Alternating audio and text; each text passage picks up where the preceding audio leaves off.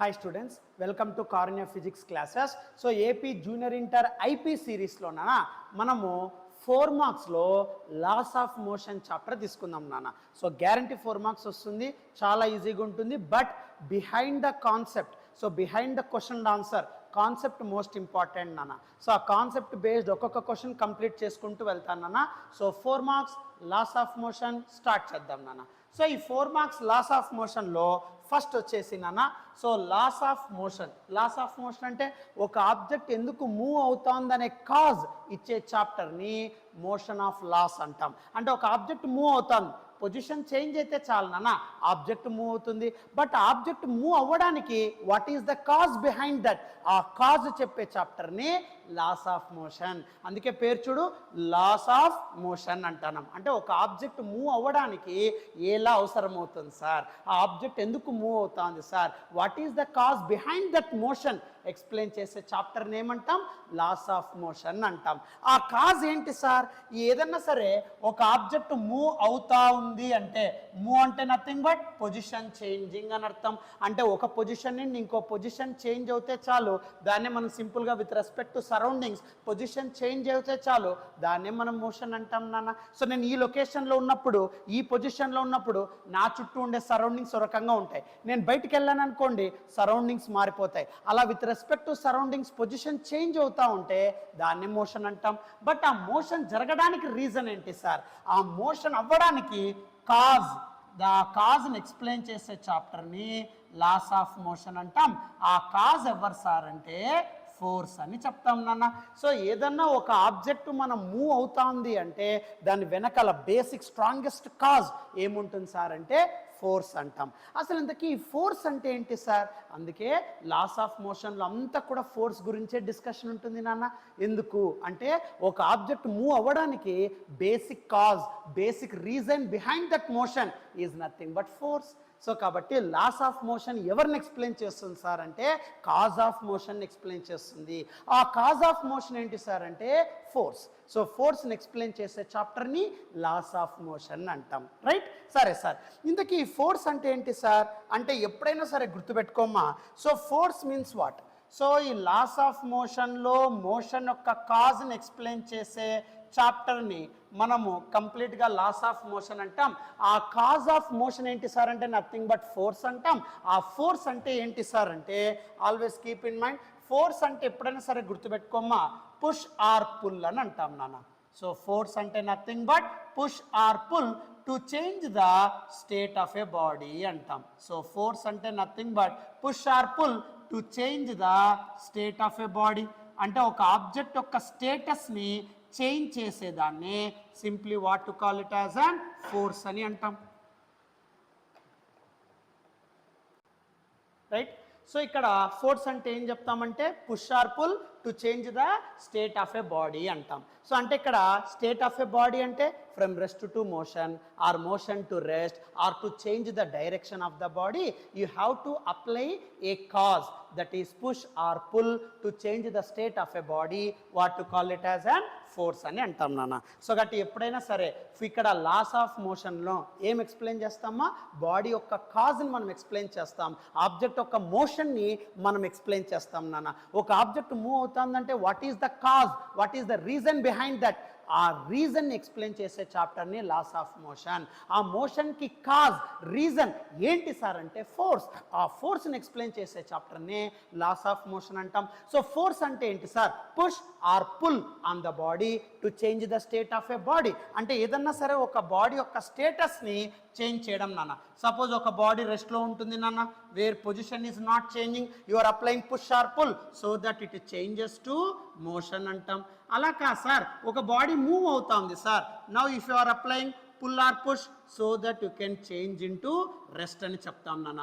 Suppose if you want to change the direction then also you have to apply push or pull to change the state of the body, that what to call it as an force అని చెప్తాం. ఇప్పుడు suppose ఒక object రెస్ట్లో ఉంది నాన్న, now you are applying push or pull on that body so that the body can able to move. ఒక body move అవుతాం sir, just apply brakes, you are applying force push or pull on that brakes so that the vehicle gets stopped. లేదు sir, ఒక body యొక్క direction change కావాలి, you are applying pushing or pulling on the steering wheel, right, to rotate so that the body get able to turn. So కాబట్టి ఏదైనా సరే direction change చేయాలని, లేదా ఒక ఫుట్బాల్ డైరెక్షన్ చేంజ్ చేయాలి అంటే మీరు ఫుట్బాల్ని మీ లెగ్తో కిక్ చేస్తారు. ఆ kicking direction apply a force, pushing or pulling force on that ball so that it changes the direction. So కాబట్టి ఇక్కడ ఫోర్స్ వల్ల, పుష్ ఆర్ పుల్ వల్ల change of state of a body maintain అవుతే దాన్ని మనం force అంటాం. ఆ force యొక్క యూనిట్స్ ఏం చెప్తాం సార్ అంటే newtons as well as dynes అని చెప్తాం నాన్న. So SI unit of force is newtons అంటాం, dynes is the CGS unit అంటాం. గుర్తుపెట్టుకో, రైట్?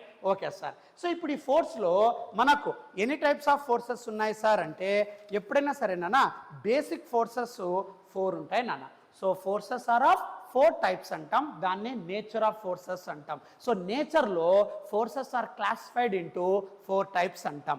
ఏవేవి సార్ అంటే, so gravitational force, strong nuclear force, weak nuclear force, right, as well as electromagnetic force అంటాం. So గట్ ఎప్పుడైనా సరే అమ్మా నేచర్లో ఫోర్సెస్ ఎన్ని టైప్స్ క్లాసిఫై అవుతాయి సార్ అంటే, so in nature so forces are classified into 4 types అంటాం. ఏవేవి సార్ అంటే, first one is gravitational force అంటాం. సో మీకు అలాంటి తెలిసిందేదే నాన్న, గ్రావిటేషనల్ ఫోర్స్ అంటే nothing but which is equals to weight of the body, pulling force, all the bodies attracted towards the earth అంటాం, which is equals to weight of the body. So earth ప్రతి ఒక్క బాడీని attract చేస్తూ ఉంటుంది with a force.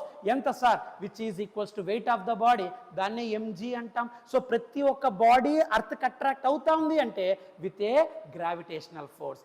ఆ gravitational ఫోర్సే ఎంత ఉంటుంది sir? ఆ గ్రావిటేషనల్ ఫోర్స్ అంటే which is equals to weight of the body నాన్న, దాన్నే మనం సింప్లీ ఎంజీ అని చెప్తాం నాన్న. అండ్ సెకండ్ వన్ వచ్చేసి ఎలక్ట్రోమాగ్నెటిక్ ఫోర్స్. ఇది మీ కెమిస్ట్రీలో చెప్తుంటారు నాన్న, బట్ సెకండ్ ఇయర్ ఫిజిక్స్లో కూడా వస్తుందమ్మా. అంటే ఒక ఎలక్ట్రిక్ ఫీల్డ్ని, మ్యాగ్నెటిక్ ఫీల్డ్ని పర్పెండిక్యులర్గా ప్లేస్ చేసినప్పుడు ఆ రెండిటికి పర్పెండిక్యులర్గా ఒక వేవ్ ప్రాపగేట్ అవుతే దాన్ని ఈఎం వేవ్ అంటాం. Wave length wise, frequency wise మీరు సెగ్రిగేట్ చేస్తారు నాన్న, అప్పుడు డిఫరెంట్ టైప్స్ ఆఫ్ వేవ్స్ వస్తాయి. ఆ ఈఎం వేవ్లో ఉండేదే visible spectrum, X race, gamma rays, microwaves, UV rays, అవన్నీ కూడా ఈఎం వేవ్స్ అంటాం, దాన్ని ఈఎం వేవ్స్ అంటాం. తర్వాత నేచర్లో ఇంకొక ఫోర్స్ ఉంటుంది నాన్న. So gravitational force, earth attracting all the bodies towards it self with respect which is equals to weight of the body, MG. Second one EM force. EM force అంటే electromagnetic force అంటాం. So third one వచ్చేసి strong nuclear force. So నేచర్లో third type ఏముంటుంది sir అంటే strong nuclear force అంటాం నాన్న. So third type nature of force ఏంటి అంటే స్ట్రాంగ్ న్యూక్లియర్ ఫోర్స్ అంటాం. స్ట్రాంగ్ న్యూక్లియర్ ఫోర్స్ అంటే nothing but protons and neutrons bind which causes nucleus. So న్యూక్లియస్లో ప్రోటాన్స్, న్యూట్రాన్స్ ఉంటాయి కదా, ఆ ప్రోటాన్స్, న్యూట్రాన్స్ని బైండ్ చేయడానికి అవసరమయ్యే న్యూక్లియర్ ఫోర్స్నే స్ట్రాంగ్ న్యూక్లియర్ ఫోర్స్ అంటాం, రైట్? నెక్స్ట్ అమ్మ తర్వాత weak nuclear force. Weak nuclear force.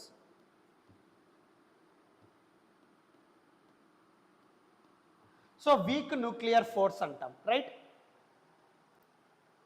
So weak nuclear force అంటే nothing but radioactive decay జరుగుతుందమ్మా. సెకండ్ ఇయర్లో అది వస్తుంది అన్న ఫిజిక్స్లో.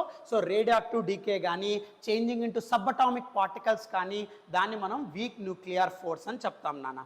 సో వీక్ న్యూక్లియర్ ఫోర్స్ అంటే radioactive decay, beta decay కానీ లేదా సబ్ అటామిక్ పార్టికల్స్లోకి చేంజ్ అవ్వడానికి కానీ ఈ వీక్ న్యూక్లియర్ ఫోర్స్ హెల్ప్ అవుతుంది, రైట్? సో కాబట్టి నేచర్లో forces are classified into 4 types. ఏవేవి? Gravitational force, electromagnetic force, strong nuclear force, weak nuclear force, right? So అసలు ఈ ఫోర్స్ని, ఫోర్స్ అంటే ఏంటి చెప్తాం, కరెక్టే. ఫోర్స్ అంటే ఏంటి, ఫోర్స్ ఎన్ని టైప్స్ ఉన్నాయి, యూనిట్స్ ఏంటి, అవన్నీ ఎక్స్ప్లెయిన్ చేసుకుంటూ వచ్చాం నాన్న.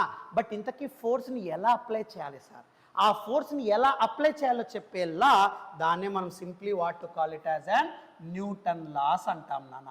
సో ఈ న్యూటన్ లాస్ ఏం చెప్తాం సార్ అంటే ఫోర్స్ని ఎలా అప్లై చేయాలి, ఎంత అప్లై చేయాలి, అప్లై చేసిన తర్వాత ఏమవుతుంది ఆ చెప్పే లాస్ని మనం ఏమంటాం, న్యూటన్స్ లాస్ అంటాం. సో ఈ న్యూటన్స్ లాస్ అంటే ఏంటి సార్? సో జాగ్రత్తగా చూడన్నా, న్యూటన్ లాస్ అంటే ఏంటి? ఇప్పుడు వరకు మనం చెప్పింది క్లారిటీగా అర్థమవుతుంది కదా.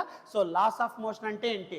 సో బాడీ యొక్క మోషన్ యొక్క కాజ్ని ఎక్స్ప్లెయిన్ చేసే చాప్టర్ని లాస్ ఆఫ్ మోషన్ అంటాం. ఓ మూమెంట్కి కాజ్ ఏంటి sir, reason behind that motion ఏంటి సార్, ఫోర్స్. ఆ ఫోర్స్ని ఎక్స్ప్లెయిన్ చేసే చాప్టర్నే లాస్ ఆఫ్ మోషన్. ఫోర్స్ అంటే ఏంటి? Push or pull to change the state of the body, rest to motion, motion to rest, change in direction, units newton, dynes. నేచర్లో ఎన్ని types of forces ఉన్నాయి? 4 types ఉన్నాయి. ఇప్పుడు ఆ ఫోర్స్ ఎలా apply చేయాలి సార్, ఎంత అప్లై చేయాలి సార్, అప్లై చేసిన తర్వాత ఏమవుతుంది సార్ చెప్పేదే న్యూటన్ లాస్. ఆ న్యూటన్ లాస్ 3 ఉంటాయి నాన్న. దాన్ని Newton first law, Newton second law, Newton's third law. So Newton's first law ఏంటి సార్, అదే మన నెక్స్ట్ కాన్సెప్ట్. సో న్యూటన్స్ లాస్లో న్యూటన్స్ ఫస్ట్ లా నాన్న.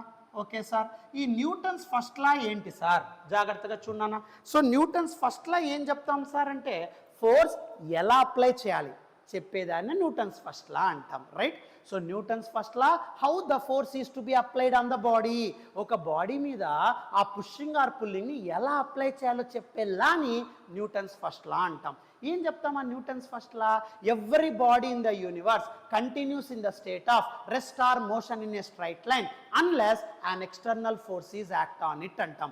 So every body in the universe continues in the state of rest or motion in a straight line అంటాం. అంటే అర్థం ఏంటి, యూనివర్స్లో మీరు ఏ బాడీనా తీసుకున్నానా ఆ బాడీ ఎయిదర్ రెస్ట్లో ఉన్నా ఉంటుంది లేదా మోషన్లోనే ఉంటుంది. ఒక direction in a straight line అంటే స్ట్రైట్ లైన్ అర్థం కాదు, ఒక డైరెక్షన్లో అని అర్థం. అంటే మీరు యూనివర్స్లో ఏ బాడీ తీసుకున్నా ఆ బాడీ రెస్ట్లోనా ఉంటుంది లేదా మూవింగ్ స్టేటస్లోనా ఉంటుంది, ఒక డైరెక్షన్లో, రైట్. ఎంతవరకు ఒకే డైరెక్షన్లో ఒకే స్టేట్లో ఉంటుంది sir, unless an external force is act on it అంటాం. అంటే ఒక బాడీ యూనివర్స్లో మీరు ఏదన్నా ఒక ఆబ్జెక్ట్ని సెలెక్ట్ చేశారనుకోండి, అది రెస్ట్లో ఉన్నా ఉంటుంది మూవింగ్ స్టేటస్లోనా ఉంటుంది. ఎంతవరకు ఆ స్టేటస్లో ఉంటుంది సార్, ఎక్స్టర్నల్ ఫోర్స్ అప్లై చేసేంత వరకు అంటున్నాడు. ఇప్పుడు నేను ఒక బాడీని చూశాను సార్, రెస్ట్లో ఉంది, రైట్. ఎంతవరకు అది రెస్ట్లో ఉంటుంది, ఫోర్స్ అప్లై చేయనంత వరకు. నేను ఫోర్స్ అప్లై చేయలేదు సార్, అది రెస్ట్లోనే ఉంటుంది. Once if you apply external force there is a change of state, దాన్నే ఫస్ట్ లా అంటాం. సార్ నేను ఒక బాడీ చూసినప్పుడు మూవింగ్ స్టేటస్లో ఉంది సార్, నేను ఫోర్స్ అప్లై చేయలేదు, ఆ body continues in its state of motion only. ఎంతవరకు, unless an external force is act on it. అలా మూవ్ అవుతున్న బాడీ మీద నేను ఫోర్స్ అప్లై చేశాను అనుకోండి, there is a change of state happen, దాన్నే ఫస్ట్ లా అంటాం. సో కాబట్టి unless an external force, so unless an external force, so మీరు ఎక్స్టర్నల్ ఫోర్స్ అప్లై చేసేంత వరకు the body continues in one state. ఏమర్థమవుతుందా, నువ్వు ఎక్స్టర్నల్ ఫోర్స్ అప్లై చేసేంత వరకు ఆ బాడీ ఒక్క స్టేట్లో కంటిన్యూ అవుతూ ఉంటుంది, either rest or motion. Once if you apply external force there is a change of state అంటాం. So unless an external force it continues one state when force applied, when force applied. So మీరు force apply చేసిన వెంటనే change of state జరుగుతుంది నాన్న. అలా rest నుండి మోషన్లోకి, motion to రెస్ట్లోకి జరిగితే దాన్నే మనము ఫస్ట్ లా అంటాం, న్యూటన్స్ ఫస్ట్ లా. సో కాబట్టి ఎప్పుడైనా సరే ఇనిషియలీ ఫోర్స్ అప్లై చేయనంత వరకు, నేను ఫోర్స్ అప్లై చేయలేదు sir, the body continues in its state sir, either rest or motion sir. Once I am applied the force sir, then there is a change of its state sir, rest to motion, motion to rest. That law what to call it as an Newton's first law. But ఇందులో ఇంటర్నల్గా ఇంకో లా ఉంటుంది నాన్న, దాన్నే మనం ఏమంటామంటే nothing but inertia అంటాం నాన్న. సో దాన్ని ఏమంటాం, ఇనర్షియా అంటాం. సో ఇనర్షియా అంటే అర్థం ఏంటి sir, even though you are continuing applying the force does not react on that body అంటాం. అంటే the body continues in its own state even though you are applying the force. అంటే మీరు apply చేసిండే ఫోర్స్కి ఆ body respond కాదు నాన్న, the body continues in its own state even though you are applying the force. మామూలుగా ఫస్ట్లో ఏం చెప్తుంది, నువ్వు ఫోర్స్ అప్లై చేస్తున్నావా, చేంజ్ ఆఫ్ స్టేట్ జరుగుతుంది సార్. నువ్వు ఫోర్స్ అప్లై చేయలేదా, తన స్టేట్లో తను హ్యాపీగా కంటిన్యూ అవుతా ఉంటుంది సార్. ఇప్పుడు నేను రెస్ట్లో ఉన్నాను సార్, ఫోర్స్ అప్లై చేయాలా, రెస్ట్లోనే ఉన్నాను సార్. నువ్వు ఫోర్స్ అప్లై చేస్తావు, మోషన్లోకి వెళ్ళిపోయినా. నేను మూవింగ్ స్టేటస్లో ఉన్నాను సార్, నన్ను ఎవరు డిస్టర్బ్ చేయలేదు సార్, కాబట్టి నేను మూవింగ్ స్టేటస్లోనే ఉన్నాను సార్. నా మీద ఫోర్స్ అప్లై చేశారు sir, I change my state from motion to rest. అలా నువ్వు ఫోర్స్ అప్లై చేస్తే చేంజ్ ఆఫ్ స్టేట్ జరిగితే ఫస్ట్లా, ఫోర్స్ అప్లై చేసినా చేంజ్ ఆఫ్ స్టేట్ జరగలేదనుకో, దాన్ని ఇనర్షియా అంటాం. సో ఇనర్షియా అంటే ఎప్పుడైనా సరే even though you are applying force there is no change in it state, దాన్నే మనం ఏమంటాం, ఇనర్షియా అంటాం. సో ఇనర్షియా అంటే continues in its own state. Inertia అంటే నాన్న continuous in its own state అంటాం, continues in its own state. Okay, ఒకే స్టేట్లో కంటిన్యూ అవుతూ ఉంటుంది, రెస్ట్లో కానీ మోషన్లో కానీ కంటిన్యూ అవుతూ ఉంటుంది ఈవెన్ ఫోర్స్ అప్లైడ్. నువ్వు ఫోర్స్ అప్లై చేసినా ఆ ఫోర్స్కి రెస్పాండ్ కాకుండా తన స్టేటస్లో తాను కంటిన్యూ అవుతూ ఉంటే, మీరు అప్లై చేసిన ఫోర్స్ని రిజెక్ట్ చేస్తే ఆ కాన్సెప్ట్ని ఏమంటాం ఇనర్షియా. Best example fan. మీరు ఫ్యాన్ రొటేట్ అవుతూ ఉంటుంది నాన్న, రైట్ మోషన్లో ఉంటుంది. నువ్వు స్విచ్ ఆఫ్ చేస్తాడంగా, ఫ్యాన్ స్విచ్ ఆఫ్ చేస్తే వెంటనే స్టాప్ అవుతుందా? లేదు sir, it continues in its own state for some time and later because of air friction it stop, right. ఇప్పుడు జెయింట్ వీల్ ఉంటుంది, జెయింట్ వీల్ రొటేట్ చేయి. సో రొటేట్ చేసిన తర్వాత సడన్గా ఆఫ్ చేయి, వెంటనే ఆఫ్ అయిపోతుందా? సమ్ రొటేషన్స్ చేసి ఆఫ్ అవుతుంది నాన్న, because of inertia. It completely reject the applied force అంటాం. సో ఎప్పుడైనా సరే ఇనర్షియా అనేది మాస్ మీద డిపెండ్ అవుతుంది నాన్న, గుర్తుపెట్టుకో.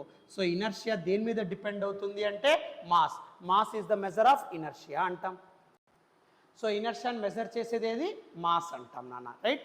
ఇది న్యూటన్స్ ఫస్ట్ లా ఫోర్స్ యొక్క ఇంట్రొడక్షన్ మా. Take screen shot, take screen shot నాన్న. సో ఎప్పుడైనా గుర్తుపెట్టుకో, నువ్వు ఫోర్స్ అప్లై చేస్తున్నావా, చేంజ్ ఆఫ్ స్టేట్ జరిగిందా, rest to motion, motion to rest, Newton's first law. నువ్వు ఫోర్స్ అప్లై చేసినా ఆ ఫోర్స్ నా బాడీ రిజెక్ట్ చేస్తూ ఉంది because of its mass. So ఆ mass is the measure of inertia అంటాం. ఆ మాస్ వల్ల నువ్వు అప్లై చేసే ఫోర్స్ని రిజెక్ట్ చేసి తన ఓన్ స్టేట్లో ఆ బాడీ కంటిన్యూ అవుతూ ఉంటే దాన్ని మనం ఏమంటామంటే ఇనర్షియా అంటాం. గుర్తుపెట్టుకోమా, simple. Take screen shot, take screen shot. Next ఇప్పుడు second law. But second law వెళ్ళే ముందర మనకు ఒక కాన్సెప్ట్ అవసరం అవుతుంది నాన్న, దాన్నే మనం ఏమంటామంటే మొమెంటమ్ అంటాం నాన్న. So momentum means what? So momentum which is denoted by P. So అసలు ఈ మొమెంటమ్ అంటే ఏంటి సార్? జాగ్రత్తగా విన్నానా. సో మొమెంటమ్ అంటే always keep in mind why you are using this term sir. Force ఎలా అప్లై చేస్తున్నావు చెప్పేది ఫస్ట్ లా. ఫోర్స్ అప్లై చేస్తున్నావు, change of state happen first law. Even though you are applying force, there is no change in it state, inertia. Mass is the measure of inertia. Force ఎలా apply చేయాలో చెప్పేది first law, okay. But ఈ మొమెంటంలోకి ఎందుకు వెళ్ళాం sir? ఎప్పుడైనా సరే గుర్తుపెట్టుకోమ్మా, momentum is the cause of force అంటాం. సో అసలు ఈ ఫోర్స్ ఎలా డెవలప్ అవుతుంది సార్ అంటే మొమెంటం వల్ల డెవలప్ అవుతుంది అంటారు నాన్న.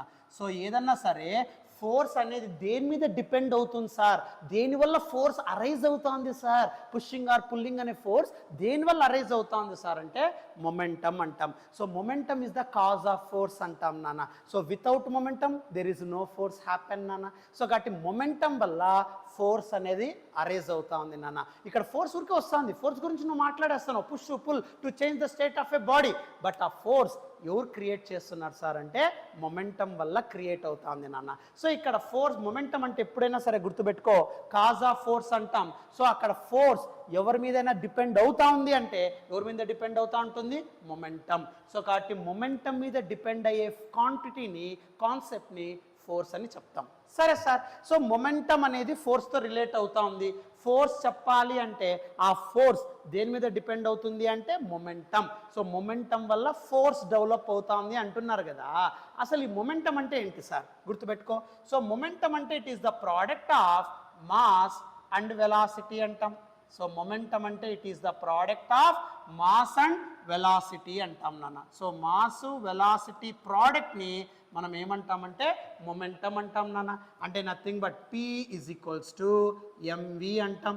సో మొమెంటం ఫార్ములా ఏంటి సార్ అంటే P is equals to mv అంటాం నాన్న. సో ఎప్పుడైనా సరే ఫోర్స్ దేని మీద డిపెండ్ అవుతుంది sir? Momentum. Momentum means what? Product of mass and velocity అంటాం. Always keep in mind, right. ఈ మొమెంటంలో 2 టైప్స్ మనం చెప్తాం నాన్న.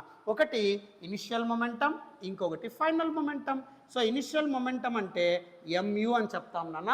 Initial velocity, starting speed of the బాడీని యూతో రిప్రజెంట్ చేస్తాం, దాన్ని pi అంటాం. సిమిలర్లీ ఫైనల్ మొమెంటం దాన్ని pf అంటాం నాన్న.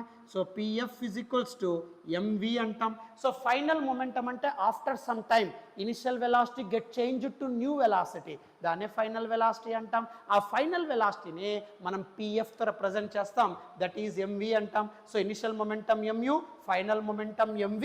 దెన్ చేంజ్ ఇన్ మొమెంటం దాన్నే డెల్టా p అంటాం, దాన్ని మనం dp అని కూడా రాయొచ్చు నాన్న.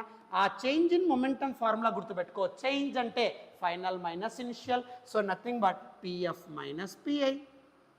సో దీన్నే చేంజ్ ఇన్ మొమెంటం అంటారు నాన్న. So pf minus pi delta p అంటారు, దాన్ని dp అంటారు. సో మొమెంటంలో 2 టైప్స్ ఉంటాయి. Based on initial velocity you can right mu. Based on final velocity you can write mv.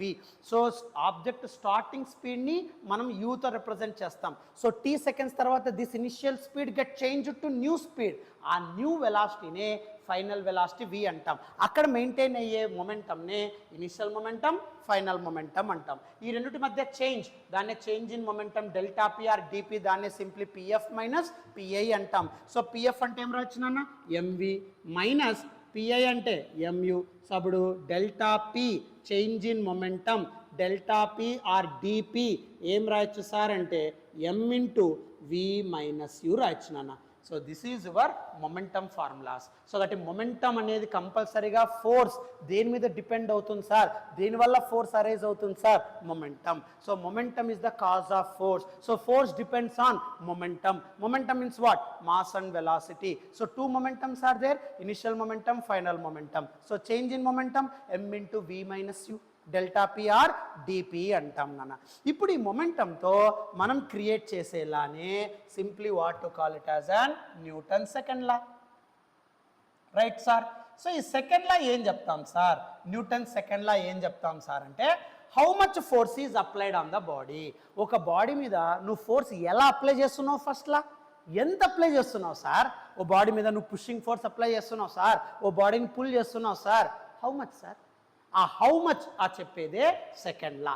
So ఆ ఫోర్స్ దేని మీద డిపెండ్ అవుతుంది, మొమెంటం, రైట్. సో ఫోర్స్ ఎంత apply చేస్తున్నావో మ్యాథమెటికల్గా చెప్పడానికి చెప్పేలానే న్యూటన్ సెకండ్ లా అంటాం. సో ఏం చెప్తాం సార్ న్యూటన్ సెకండ్ లా అంటే, ఎప్పుడైనా సరే గుర్తుపెట్టుకోమ్మా, the rate of change of momentum of a body, జాగ్రత్త గుర్తుపెట్టుకో, the rate of change of momentum of a body is directly proportional to the applied force అంటాం నాన్న. సో ఎప్పుడైనా సరే గుర్తుపెట్టుకో, the rate of change of momentum of a body is directly proportional to the external force acting on the body and takes place in the direction of force, what to call it as an Newton second law అంటాం. So Newton second లా అంటే ఏం చెప్తాం, the rate of change of momentum of a body is directly proportional to external force అంటాం. అంటే నువ్వు force apply చేస్తున్నావు, momentum with respect to time change అవుతుంది, ఎందుకంటే ఫోర్స్ డిపెండ్స్ ఆన్ మొమెంటమ్. ఇప్పుడు సపోజ్ సింపుల్ ఎగ్జాంపుల్ నానా, సపోజ్ ఇప్పుడు నీ దగ్గర ఒక గ్రౌండ్ ఉందిరా, జాగ్రత్తగా చూడు, this is your surface of ground, right. ఇప్పుడు ఈ సర్ఫేస్ ఆఫ్ గ్రౌండ్లో ఒక స్పియర్ ఉందమ్మా. సో జాగ్రత్తగా విన్నానా. So let us consider this is your sphere. So ఇప్పుడు నీ దగ్గర ఒక స్పియర్ ఉందిరా, ఓకే. ఈ గ్రౌండ్ సర్ఫేస్ పైన ఒక స్పియర్ ఉందమ్మా, ఓకే. ఈ స్పియర్ యొక్క మాస్ ఎం నానా, రైట్. ఈ స్పియర్ యొక్క మాస్ ఎంత, ఎం. ఇది ఏ పొజిషన్లో ఉంది సార్ అంటే ఏ అనే పొజిషన్లో ఉందమ్మా, అర్థమవుతుందా. Initial it is moving with speed you నానా, రైట్. ఇప్పుడు నేను ఏం చేస్తాను, జాగ్రత్తగా చూడు, ఏ అనే పొజిషన్లో ఒక బాడీ రోల్ అవుతా ఉంది నాన్న విత్ ఇనిషియల్ స్పీడ్ యూ అనే ఇనిషియల్ స్పీడ్తో ఈ బాడీ రోల్ అవుతా ఉంది అట్ ఏ పొజిషన్. నౌ ఆ ఏ పొజిషన్ దగ్గర యూ స్పీడ్తో వెళ్తున్న ఈ బాడీ మీద I am applying some external force. So దీనిపైన నేను సమ్ ఎక్స్టర్నల్ ఫోర్స్, ఎక్స్టర్నల్ అంటే బయట నుండి అని అర్థం. సో బయట నుండి నేను ఒక పుషింగ్ ఫోర్స్ అప్లై చేస్తాను, రైట్. సో నేను ఎప్పుడైతే ఎక్స్టర్నల్ ఫోర్స్ అప్లై చేస్తానో then the speed get change అన్నా, ఎందుకంటే ఇప్పుడు నేను యూ అనే వెలాసిటీతో వెళ్తున్నాను, ఎవరన్నా నన్ను పుష్ చేస్తారనుకోండి my speed get increases no. అలాగే ఇక్కడ ఇలా మూవ్ అయినప్పుడు, right, then what happens, the speed get increase అన్న, అంతేనా. సో స్పీడ్ ఇంక్రీజ్ అవుతూ ఉంటుంది, మాస్ నెవర్ బి చేంజ్ అన్న. ఆ speed changes from U to V and reaches a new position B taking time t seconds. ఏమందరికి అర్థమవుతుందా. So A దగ్గర ఉండే body, suppose the body is rolling with initial velocity U నానా at A position when the body is rolling at initial speed U are applying some external force. After t seconds the body get change in speed, right. The body speeds up after t seconds, so that new speed what to call it as an v. u తో వెళ్తున్న body మీద మీరు external force apply చేసేసరికి t seconds టైంలో the speed get change to v, right. అప్పుడు నాన్న ఇక్కడ momentum ఏమవుతుంది సార్ నాన్న, ఇక్కడ ఇనిషియల్ మొమెంటం అని రాయొచ్చు నాన్న, దట్ ఈజ్ mu SR. ఇక్కడ ఫైనల్ మొమెంటం అని రాయొచ్చు నాన్న, దట్ ఈజ్ mv. ఇప్పుడు మీరు అబ్జర్వ్ చేస్తే మొమెంటం గెట్ చేంజ్ నాన్న from pi to pf, mu to mv in t seconds. So ఎవరి వల్ల ఇలా మొమెంటం చేంజ్ అవుతుంది, because of your external force. అదే నేను చెప్తున్నాను, the rate of change of momentum of a body. Rate అంటే with respect to time, momentum change అవుతా ఉంది. ఎవరి వల్ల sir? Is directly proportional to external force. నువ్వు ఫోర్స్ అప్లై చేయలేదనుకో, యూ అనే వెలాసిటీతో ఈ బాడీ రోల్ అవుతూ ఉంటుంది నాన్న. బట్ నువ్వు ఫోర్స్ అప్లై చేయడం వల్ల స్పీడ్ గెట్ ఇంక్రీజెస్. ఎంత టైంలో? t seconds. సో అక్కడ మొమెంటం చేంజ్ అవుతుంది, mu to mv, pi to pf in t seconds. So అటు change in momentum with respect to time. ఎవరి వల్ల మొమెంటం చేంజ్ అవుతుంది sir? Because of your external force. So మీరు force apply చేయడం వల్ల momentum change అవుతుంది with respect to time. దాన్ని rate. Rate అంటే with respect to time, rate of change of momentum. mu to mv, pi to pf. Momentum change అవుతుంది directly proportional to external force. As force increases, more speed maintains. As less force maintained, less velocity created here, right? So కాబట్టి ఇక్కడ simple గా ఏం చెప్తామంటే rate of change of momentum, దాన్ని dp/dt అంటాం నాన్న. So rate of change of momentum is directly proportional to the external force acting on the body. ఏ direction లో? And takes place in the direction of force. So ఇక్కడ momentum change అవుతుంది u to v in the direction of force only. అదే statement నాన్న, అర్థమవుతుందా? So the rate of change of momentum of a body, దాన్ని dp/dt అంటానా. Rate of change of momentum is directly proportional to external force and takes place in the direction of applied force. దాన్ని Newton second law అంటాం. ఎక్కువగా ఆబ్జెక్టివ్కి ఈ formula వాడుతూ ఉంటారు, గుర్తుపెట్టుకో. Right, ఇప్పుడు దీన్ని సాల్వ్ చేద్దాం నాన్న. So dp/dt proportional to f, దాన్నే నేను f ప్రపోర్షనల్ టు dp/dt అని రాస్తా. రైట్, p అంటే మొమెంటం mv సబ్స్టిట్యూట్ చేయనన్నా. సో అప్పుడు f proportional to d/dt of p అంటే నాన్న mv. Right, so mass is constant throughout the change in momentum. So mass బయట పెట్టేసాయి, అప్పుడేమవుతుంది? So f proportional to m into dv/dt. So dv/dt నాన్న rate of change of velocity, rate of change of velocity, దాన్నే acceleration అంటాం. So కాబట్టి f proportional to ma, right? So remove proportionality symbol, then what to get? So f is equals to k into ma. Clear? Now k value always becomes 1 due to Newton's definition antam nana. So Newton definition base cheskoni, okay?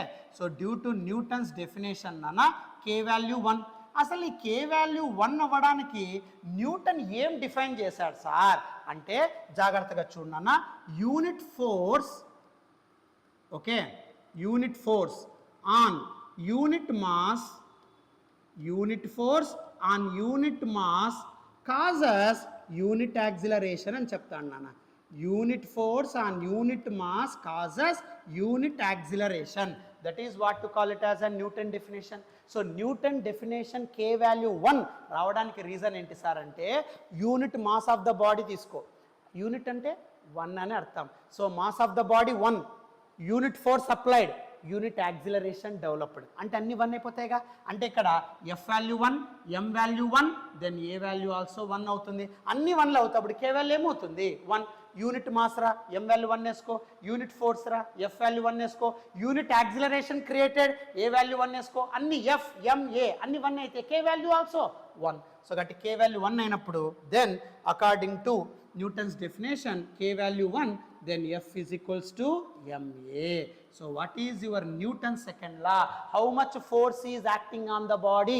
అంటే f is equals to ma అని రాస్తాం. అంటే mass of the body అంతా, ఆ body ఎంత accelerate అవుతుంది ఆ టర్మ్స్ని multiply చేయి. అప్పుడు ఆ బాడీ మీద నువ్వు ఎంత ఫోర్స్ అప్లై చేస్తున్నావో తెలుస్తుంది. కానీ నువ్వు ఫోర్స్ అప్లై చేస్తున్నావు అంటే మొమెంటం చేంజ్ అవుతుంది. సో ఫోర్స్ అనేది దేని మీద డిపెండ్ అవుతుంది? Momentum. So momentum is the crucial role played for applied force. So నువ్వు ఫోర్స్ అప్లై చేసిన వెంటనే ఏం చేంజ్ అవుతుంది? మొమెంటం. సో ఫోర్స్ అనేది దేని మీద డిపెండ్ అవుతుంది? మొమెంటం. సో అందుకే డెఫినేషన్లో ఎప్పుడైనా సరే గుర్తుపెట్టుకో, స్టేట్మెంట్లో the rate of change of momentum is directly proportional to external force. ఏ డైరెక్షన్లో మొమెంటం ఏ డైరెక్షన్లో చేంజ్ అవుతుందో ఫోర్స్ అప్లైడ్ కూడా ఆ డైరెక్షన్లో ఉంటుంది. And takes place in the direction of applied force. Right, so ఇక్కడ F proportion DP by DT, P ప్లేస్లో ఎంవి చేస్తానా, ఎం కాన్స్టెంట్, డివి బై డిటిని ఏ రాస్తానా, కే ప్రపోర్షనాలిటీ కాన్స్టెంట్, దాన్ని 1 అనుకుంటానా, unit mass, unit force, unit acceleration, K value 1, అప్పుడు F equals to MA. So ఎంత force apply చేస్తున్నావు, ఎంఏ. ఎట్లా అప్లై చేస్తున్నావు, ఫస్ట్లా. ఎంత అప్లై చేస్తున్నావు, force, second law. Force formula F equals to MA. Take screen shot.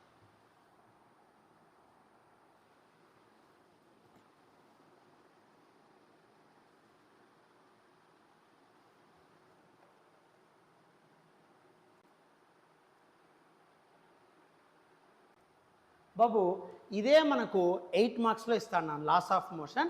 But previous papers అంటే ఇప్పుడు syllabus change అయింది ఓకే, బట్ ప్రీవియస్ ఫస్ట్ ఇయర్లో కొన్నిసార్లు 8 మార్క్స్ది 4 మార్క్స్ కూడా అడిగాడు నాన్న. బట్ ఇది మ్యాక్సిమం అయితే రాదు, బట్ కొన్ని ఇయర్స్ చూడండి, ఏపీ 16, 17, 19, 2016లో, 2017లో, 2019లో ఇది 8 మార్క్స్లో ఉన్నా అది 4 మార్క్స్కి అడిగాడు.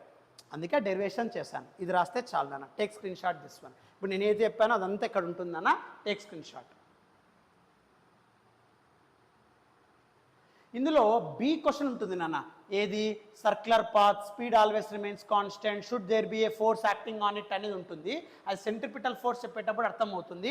కాబట్టి మీరు ఇదైతే స్క్రీన్ షాట్ తీసుకోండి నాన్న. బట్ ఈ లాస్ట్ లైన్ బి ఉంది కదా, yes there should be a force acting on it, centripetal force మీద బేస్ అయి ఉంటుంది నాన్న. ఇది నేను 4 మార్క్స్లో ఎట్లా క్వశ్చన్ ఎక్స్ప్లెయిన్ చేయాలి కదా, అప్పుడు చెప్తాను, డోంట్ వరీ. బట్ ఇది మాత్రం రాస్తూ జస్ట్ స్క్రీన్ షాట్లో పెట్టుకోండి. దీని ఎక్స్ప్లెనేషన్ మాత్రం ఈ చాప్టర్ ఎండింగ్లో నేను చెప్తాను, don't worry. Okay, so take screen shot this one. We go for next concept.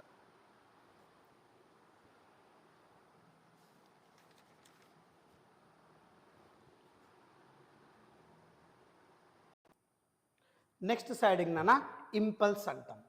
So గుర్తుపెట్టుకో, next side heading impulse. So which is denoted by J అంటాం నాన్న. సో నెక్స్ట్ సైడ్ హెడింగ్ నాన్న impulse అంటాం. So impulse అంటే ఏంటి? So ఎప్పుడైనా సరే గుర్తుపెట్టుకో, ఇంపల్స్ అంటే ఆల్వేస్ కీప్ ఇన్ మైండ్ నాన్న, large amount of force. So impulse అంటే always keep in mind large amount of force in short interval of time. So large amount of force in small interval of time. So తక్కువ టైంలో ఎక్కువ force act అవుతే in small interval of time, దాన్ని simply what to call it as an impulse అంటాం. So impulse అంటే ఎప్పుడైనా సరే గుర్తుపెట్టుకోనా, so large amount of force in short interval of time perform అవుతే దాన్ని మనం ఏమంటాం, ఇంపల్స్ అంటాం. Which is denoted by what, J అంటాం నాన్న. అంటే లార్జ్ అమౌంట్ ఆఫ్ ఫోర్సు తక్కువ టైం ఇంటర్వెల్లో యాక్ట్ కావాలి. ఇప్పుడు సపోజ్ మీరు క్రికెట్ ఆడుతూ ఉంటారు నాన్న, బాల్ వస్తూ ఉంది, with in short span of time you want to hit that ball. So large amount of force acting by the bat on the ball in short interval of time so that the ball get boundary, right? So ఎప్పుడైనా సరే నువ్వు cricket ball release చేసినప్పుడు bowler నువ్వు short interval of టైంలో respond అయ్యి ఆ ball మీద నువ్వు ఫోర్స్ అప్లై చేయాలి. అలా large amount of force in small interval of time perform అవుతే దాన్నే మనం ఏమంటాం, ఇంపల్స్ అంటాం. So impulse is denoted by what, J అంటాం. సో దీని formula J is equals to force into delta T అంటాం నాన్న. స్మాల్ టైం ఇంటర్వెల్లో large amount of force apply కావాలి కాబట్టి దాన్నే మనం ఏమంటాం, ఇంపల్స్ అంటాం. Formula J is equals to F into delta T. So force అంటే న్యూటన్, సో టైం అంటే seconds, so newton seconds are the units far impulse అంటాం నాన్న, రైట్? నెక్స్ట్ ఈ ఇంపల్స్కి ఇంకో ఫార్ములా కూడా చెప్పచ్చు నాన్న. ఏంటి సార్ అంటే గుర్తుపెట్టుకో, ఇంపల్స్ అంటే force into delta T. Small time ఇంటర్వెల్లో లార్జ్ ఫోర్స్ కనుక యాక్ట్ అవుతే దాన్ని ఇంపల్స్ అంటాం. దాన్ని ఇంకో రకం కూడా రాయొచ్చు నాన్న. ఇట్లా సార్ చూడు నాన్న. సో ఇంపల్స్ని ఇంకో రకంగా ఏం రాయొచ్చు సార్ అంటే, సి నాన్న, so J is equals to yes sir, force అంటే MA, right sir, into delta T, దాన్ని simply what I call it as and DT. Okay, delta T అన్న డిటి అన్న ఒకటేనా, స్మాల్ ఇంటర్వెల్ ఆఫ్ టైం దాన్ని delta T అంటాం, దాన్ని DT అంటాం. FDT కూడా రాసుకోనా, తప్పు లేదు, don't worry, right? Okay sir.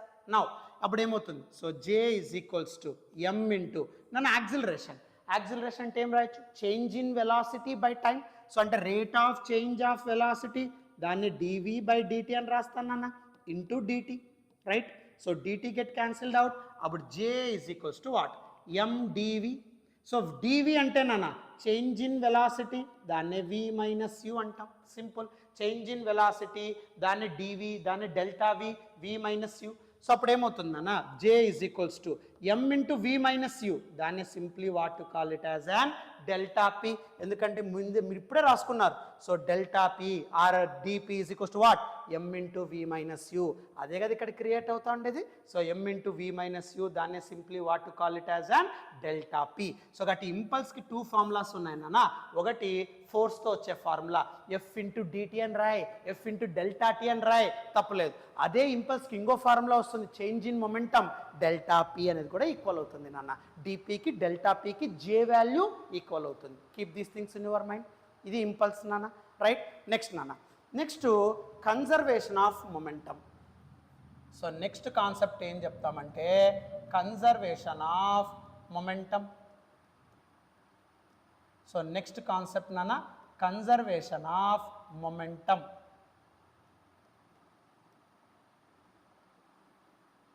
Right. అసలు ఈ కన్జర్వేషన్ ఆఫ్ మొమెంటమ్ అంటే ఏంటి సార్? సో జాగ్రత్తగా చూడన్న, conservation of momentum. So conservation of momentum, momentum conserved అన్నారు నాన్న. కన్జర్వ్డ్ అంటే నథింగ్ బట్ కాన్స్టెంట్ అని అర్థం నాన్న. అంటే మొమెంటమ్ కాన్స్టెంట్గా ఉంటుంది అని అర్థం. పి అంటే మొమెంటమ్, ఎంవి నానా. సో మొమెంటమ్ కన్జర్వ్డ్ ఎప్పుడు అవుతుంది సార్? అదే మన కాన్సెప్ట్ రా. సో మొమెంటమ్ కన్జర్వ్డ్ ఎప్పుడు డెవలప్ అవుతుంది?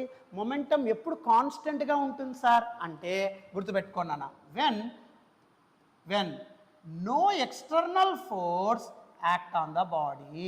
గుర్తుపెట్టుకోమ్మా, ఎప్పుడైతే ఎక్స్టర్నల్ ఫోర్స్ అనేది యాక్ట్ కాదో then the body momentum remains constant అంటాం. సార్ నాకు అర్థం కాలేదు సార్. ఎప్పుడైతే ఒక బాడీ మీద మీరు అప్లై చేసే ఎక్స్టర్నల్ ఫోర్స్ జీరో చేశారనుకోండి, అంటే you are not applying any force on that body, then the body momentum remains constant. Simple example చెప్తా, జాగ్రత్తగా చూడు. ఇక్కడే బాబు, ఇక్కడ నేను ఫోర్స్ అప్లై చేయకముందు ఎంయూతో వెళ్తా ఉందిరా. ఫోర్స్ అప్లై చేశాను కాబట్టి వెలాసిటీ గెట్ చేంజ్ ఉన్నానా. ఇప్పుడు నువ్వు ఫోర్స్ అప్లై చేయద్దురా, బాడీ యూతో వెళ్తా ఉందిరా, రోల్ అవుతా ఉంది, ఫోర్స్ అప్లై చేయలే, అప్పుడు ఎంయూతోనే వెళ్తా ఉంటుందిగా, అంటే మొమెంటమ్ డిస్టర్బ్ కాలేదుగా. అంటే నువ్వు ఫోర్స్ అప్లై చేయకపోతే momentum does not get change, అంటే momentum remains constant, momentum conserve. So momentum conserve అవ్వాలి అంటే ఎక్స్టర్నల్ ఫోర్స్ ఉండకూడదు. Always keep in mind. So external force లేకపోతే అంటే nothing but F external zero అయితే then momentum remains constant. So momentum conserve అవుతుంది నాన్న. ఇప్పుడు అక్కడ న్యూటన్ సెకండ్లా మీరు ఫోర్స్ తీసుకున్నారనుకో, F is equals to DP by DT. ఇదే కదా స్టేట్మెంట్లో మనం చెప్పిండే ఏందన్నా, ప్రపోర్షనల్ ఉందిలే కాదనట్లా. Proportional symbol K, Newton's definition K value 1గా. సో కాబట్టి F is equals to DP by DT, right. ఇప్పుడు ఎఫ్ వాల్యూ జీరో చేశారనుకోండి, దెన్ వాట్ హ్యాపెన్స్ నాన్న, డిఫరెన్షియేషన్ జీరో. మ్యాథ్స్లో వచ్చి ఉంటుందిరా. సో ఎప్పుడైతే డిఫరెన్షియేషన్ జీరో అయిందంటే there variable becomes constant. So కాబట్టి P is equals to constant, దాన్ని కన్జర్వ్ అని అంటాం. సరే సార్, ఈ పీ కన్జర్వ్కి ఒకే ఒక ఫార్ములా చెప్తాం. ఏం సార్ ఆ ఫార్ములా అంటే, పీ కన్జర్వ్డ్ అంటే ముందు కానీ తర్వాత కానీ మొమెంటం మారకూడదు అని అర్థం. నువ్వు ఫోర్స్ అప్లై చేయలేదు, సో కాబట్టి స్టార్టింగ్లో ఎంత మొమెంటం అయితే ఉంటుందో ఎండింగ్లో కూడా అంతే మొమెంటం ఉంటుంది. నువ్వు ఫోర్స్ అప్లై చేశారనుకోండి, there is a change in momentum. Simple నానా. ఫోర్స్ అప్లై చేయాలా, మొమెంటం రిమైన్స్ కాన్స్టెంట్, రైట్. సరే సార్, దీనికి మొమెంటం కన్జర్వేషన్కి ఒకే ఒక ఫార్ములా చెప్తాం. ఏం ఆ ఫార్ములా సార్ అంటే, ఎప్పుడైనా సరే మొమెంటం కన్జర్వ్డ్ అంటే, మొమెంటం కాన్స్టెంట్ అంటే ఫార్ములా గుర్తుపెట్టుకో, m1u1 plus m2u2 is equals to m1v1 plus m2v2 అంటాం నాన్న. సో ఎప్పుడైనా సరే మొమెంటం కన్జర్వ్ అవుతా ఉంది అంటే what is the formula for conservation of momentum? m1u1 plus m2u2 is equals to m1v1 plus m2v2. దీన్నే బిఫోర్ కొలిజన్ అంటాం, దీన్నే ఆఫ్టర్ కొలిజన్ అంటాం. అంటే కొలిజన్కి ముందు, కొలిజన్కి తర్వాత మొమెంటం సేమ్గా ఉంటే వచ్చే ఫార్ములా ఇది నాన్న. సో కన్జర్వేషన్ ఆఫ్ మొమెంటంకి ఒక్కొక్క ఫార్ములా వాడతాం. ఏమో formula? m1u1 plus m2u2 is equals to m1v1 plus m2v2. ఎలా వచ్చింది సార్ ఈ ఫార్ములా? మీరు ఏదో చెప్తున్నారు బిఫోర్ కొలిజన్, బీసీ అంటే బిఫోర్ కొలిజన్, ఏసీ అంటే ఆఫ్టర్ కొలిజన్. కొలిజన్కు ముందు ఉండే మొమెంటం, కొలిజన్ తర్వాత ఉండే మొమెంటం సేమ్. అప్పుడు ఈ ఫార్ములా వస్తుంది అంటున్నారు. How you can get this one sir? So ఈ ఫార్ములా ఎలా వస్తుంది అనడానికే ప్రూఫ్ నాన్న. Okay sir. సో ప్రూఫ్ ఏం చేస్తాం సార్ అంటే, సపోజ్ ఒక స్ట్రైట్ లైన్ డ్రా చేద్దాం నాన్న. చూడన్నా, ఓ సర్ఫేస్, ఓకే, ఒక సర్ఫేస్ తీసుకున్నా, రైట్. ఇప్పుడు ఈ సర్ఫేస్ పైన నేను 2 స్పియర్స్ తీసుకున్నాను అన్న. ఓకే, ఈ సర్ఫేస్ పైన నేను 2 spheres I'm taking. This is your A sphere, okay, this is your B sphere. ఏమందరికి అర్థమవుతుందా? సరే జాగ్రత్తగా చూడన్నా. వాట్ ఐఎమ్ డూయింగ్ హియర్ బాబు, let us consider a surface, ground surface. ఆ గ్రౌండ్ సర్ఫేస్ పైన 2 బాడీస్ ఐఎమ్ టేకింగ్. ఆ 2 బాడీస్ ఏ అనే పొజిషన్లో ఉన్నాయి నాన్న, రైట్ సార్. ఇంకోటి బి అనే పొజిషన్లో ఉందమ్మా. దీనికి మాస్ m1, దీనికి mass m2. Okay sir. Now m1 is moving initially with speed u1, m2 is moving with speed u2. ఏమందరికి అర్థమవుతుందా? సో ఒక హారిజాంటల్ సర్ఫేస్ ఆఫ్ గ్రౌండ్ మీద తీసుకున్నాను, గ్రౌండ్ పైన ఒక హారిజాంటల్ సర్ఫేస్ తీసుకున్నాను, దానిపైన 2 స్పియర్స్ ఉన్నాయి నాన్న. ఆ 2 స్పియర్స్ యొక్క మాసెస్ m1 m2, ఓ దాన్ని ఏ అనుకుంటాను, ఇంకో స్పియర్ని బి అనుకుంటానా. ఈ m1 m2 initially they are moving with certain speeds నాన్న, u1 u2. So u1 u2 అనే స్పీడ్స్లో ఆ 2 బాడీస్ ట్రావెల్ అవుతూ ఉన్నాయి, రైట్. సడన్గా నేను ఏం చేస్తానంటే ఇక్కడ జాగ్రత్తగా చూడన్నా. Suppose if u1 greater than u2, what happen చెప్పు నాన్న, జాగ్రత్తగా చూడు. ఇప్పుడు వరకు 2 స్పియర్స్ ఉన్నాయి, A sphere B sphere, right. A m1, B m2, moving with speeds u1 u2. సడన్గా ఎప్పుడైతే u1 వాల్యూ ఎక్కువ ఉందనుకోండి, then it moves up very high speed. So u1 value ఎప్పుడైతే ఎక్కువ ఉందనుకోండి, u2 మాత్రం అలాగే వెళ్తూ ఉంటుంది. బట్ u1 స్పీడ్ పెరిగితే it increases and hit that m2. Correct or not? So అంటే ఇక్కడ ఎప్పుడైతే u1 స్పీడ్ ఎక్కువ ఉందనుకోండి, it moves with high speed and collides with second body, collides with second sphere. అప్పుడు కొలిజన్ టేక్స్ ప్లేస్ నాన్న. So అప్పుడు ఆటోమేటిక్గా ఈ 2 స్పియర్స్ ఏమవుతాయి సార్ అంటే కొలైడ్ అవుతాయి, రైట్. సో ఆ 2 స్పియర్స్ ఏమవుతాయి సార్ అంటే దే విల్ గెట్ కొలైడ్. ఏమందరికి అర్థమవుతుందా what I'm saying, right. So కాబట్టి ఇక్కడ ఎప్పుడైతే u1 గ్రేటర్ దాన్ u2 అవుతుందో, u1 moves with very high speed and touches this one. So అప్పుడు ఏమవుతుంది చూడన్నా. So this is your A, this is your B. So A moves with high speed u1, so u2 కంటే u1 ఎక్కువగా ఉంది నాన్న. So u1 is high speed and touches collides with B body, right. ఎప్పుడైతే 2 bodies collide అవుతాయో దీన్నే collision అంటాం నాన్న, physical interaction అంటాం. సో ఏబి 2 కూడా ఇంటరాక్ట్ అవుతాయి. అలా కొలైడ్ అయినప్పుడు దిర్ is exchange of momentum. So అప్పుడు ఈ రెండిట్లో మొమెంటం ఎక్స్చేంజ్ అవుతుంది. అంటే ఏలో ఉండే మొమెంటం బిలో, బిలో ఉండే మొమెంటం ఏలోకి, అలా మొమెంటం షిఫ్ట్ అవుతుంది స్మాల్ ఇంటర్వెల్ ఆఫ్ టైంలో. దాన్నే కొలిజన్ అంటాం. ఆ కొలిజన్ వల్ల ఈ 2 bodies after collision, right, so they move with after collision, okay, they move, collision అయిన తర్వాత they move with different speeds. So collision అయిన తర్వాత నాన్న ఆ 2 బాడీస్ ఎలా మూవ్ అవుతాయి సార్ అంటే విత్ డిఫరెంట్ స్పీడ్స్. దాన్నే ఫైనల్ వెలాసిటీ అంటాం. సేమ్ నాన్న m1 m2 ab positions, but after collision they move with final velocities v1 v2 అంటాం. ఏమందరికి అర్థమవుతుందా వాట్ ఐఎమ్ సేయింగ్? సో జాగ్రత్తగా చూడన్నా. ఫస్ట్ ఇక్కడ మొమెంటం ఎప్పుడు కన్జర్వ్ అవుతుంది, ఫోర్స్ అప్లై చేయకూడదు, okay sir. But momentum formula ఏం చెప్తాం, conservation of momentum formula m1 u1 plus m2 u2 is equals to m1 v1 plus m2 v2 before collision is equals to after collision. But దాన్ని ఎలా explain చేస్తాం sir అంటే 2 spheres తీసుకున్నా, AB m1 m2 different masses moving with different initial velocities u1 u2. Suppose if u1 greater than u2, then what happens? A sphere speed up and collides with B at certain time, right? AB ఎప్పుడైతే ఏబిలో 2 move అవుతూ ఉంటాయి, B ముందు వెళ్తూ ఉంటుంది, ఏ వెనకాల follow అవుతూ ఉంటుంది. ఏ speed ఎప్పుడైతే పెరుగుతుందో ఇది డైరెక్ట్గా హై స్పీడ్తో వచ్చి బిని హిట్ అవుతుంది. దాన్ని డ్యూరింగ్ కొలిజన్ అంటాం. ఆ కొలిజన్ జరిగేటప్పుడు మొమెంటం ఎక్స్చేంజ్ అవుతుంది, ఏ నుండి బికి, బి నుండి ఏకి స్మాల్ టైమ్ ఇంటర్వెల్లో. అప్పుడు ఈ 2 కూడా ఇలా కొలైడ్ అయిన తర్వాత once again they separated like this. ఇలా కొలైడ్ అయిన తర్వాత they separated like this with, ఎందుకంటే మొమెంటం అక్కడ ఎక్స్చేంజ్ అవుతూ ఉంటుంది కదా. సో వెలాసిటీ గెట్ చేంజ్డ్ నాన్న. ఆ వెలాసిటీతో, ఆ ఫైనల్ వెలాసిటీతో ఆ 2 స్పియర్స్ ట్రావెల్ అవుతూ ఉంటాయి. దాన్ని v1 v2 అంటాం, రైట్. అప్పుడు ఏమవుతుంది సార్? సో ఇక్కడ ఏబి మధ్య కొలిజన్ జరిగినప్పుడు నాన్న, right, what happens? So A applied a force on B, yes sir. B applied a force on A, simple నాన్న. సో ఎప్పుడైతే ఏబి 2 కొలైడ్ అయినాయో మొమెంటం ఎక్స్చేంజ్ అంటానా. మొమెంటం దేని మీద డిపెండ్ అవుతుందంటే ఫోర్స్. కాబట్టి A applied force on B, B applied force on A. So గట్టి ఇక్కడ యాక్షన్ రియాక్షన్ జరుగుతుంది నాన్న. ఎప్పుడైతే ఏ వచ్చేసి బీని హిట్ అవుతుందో A applies force on B, but due to Newton's third law for every action there is an equal and opposite reaction. Correct or not? So Newton's third law మళ్ళీ నేను చెప్పాల్సిన అవసరం లేదు, మీకు తెలిసి ఉంటుంది కదా, అందుకే చెప్పలేదు నాన్న. Right, for every action there is an equal and opposite reaction. Newton's third law ఎక్కడ చెప్పింటాను? 1 మార్క్. న్యూటన్స్ లాస్ ఆఫ్ మోషన్లో 1 మార్కులు చెప్పింటాను, కాల్చిన చూసుకో వీడియోలో. రైట్, న్యూటన్స్ థర్డ్ లా ఎప్పుడు ఏం చెప్తామంటే 2 బాడీస్ మధ్య యాక్షన్ రియాక్షన్ ఉంటుంది అని చెప్తాం నాన్న. సో బి ఏ రెండు వెళ్తున్నాయి, బట్ ఏ స్పీడ్ పెరిగిన వెంటనే అది బి కొలైడ్ అవుతుంది. అంటే A applies force on B, but for every action there is an equal and opposite reaction. So B also applies force on A.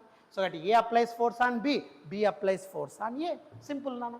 So ఇప్పుడు A applies force on B, దాన్నే action అంటాం. So action A on B. So A అనేది B మీద force apply అవుతుంది నాన్న. So action అంటే nothing but force.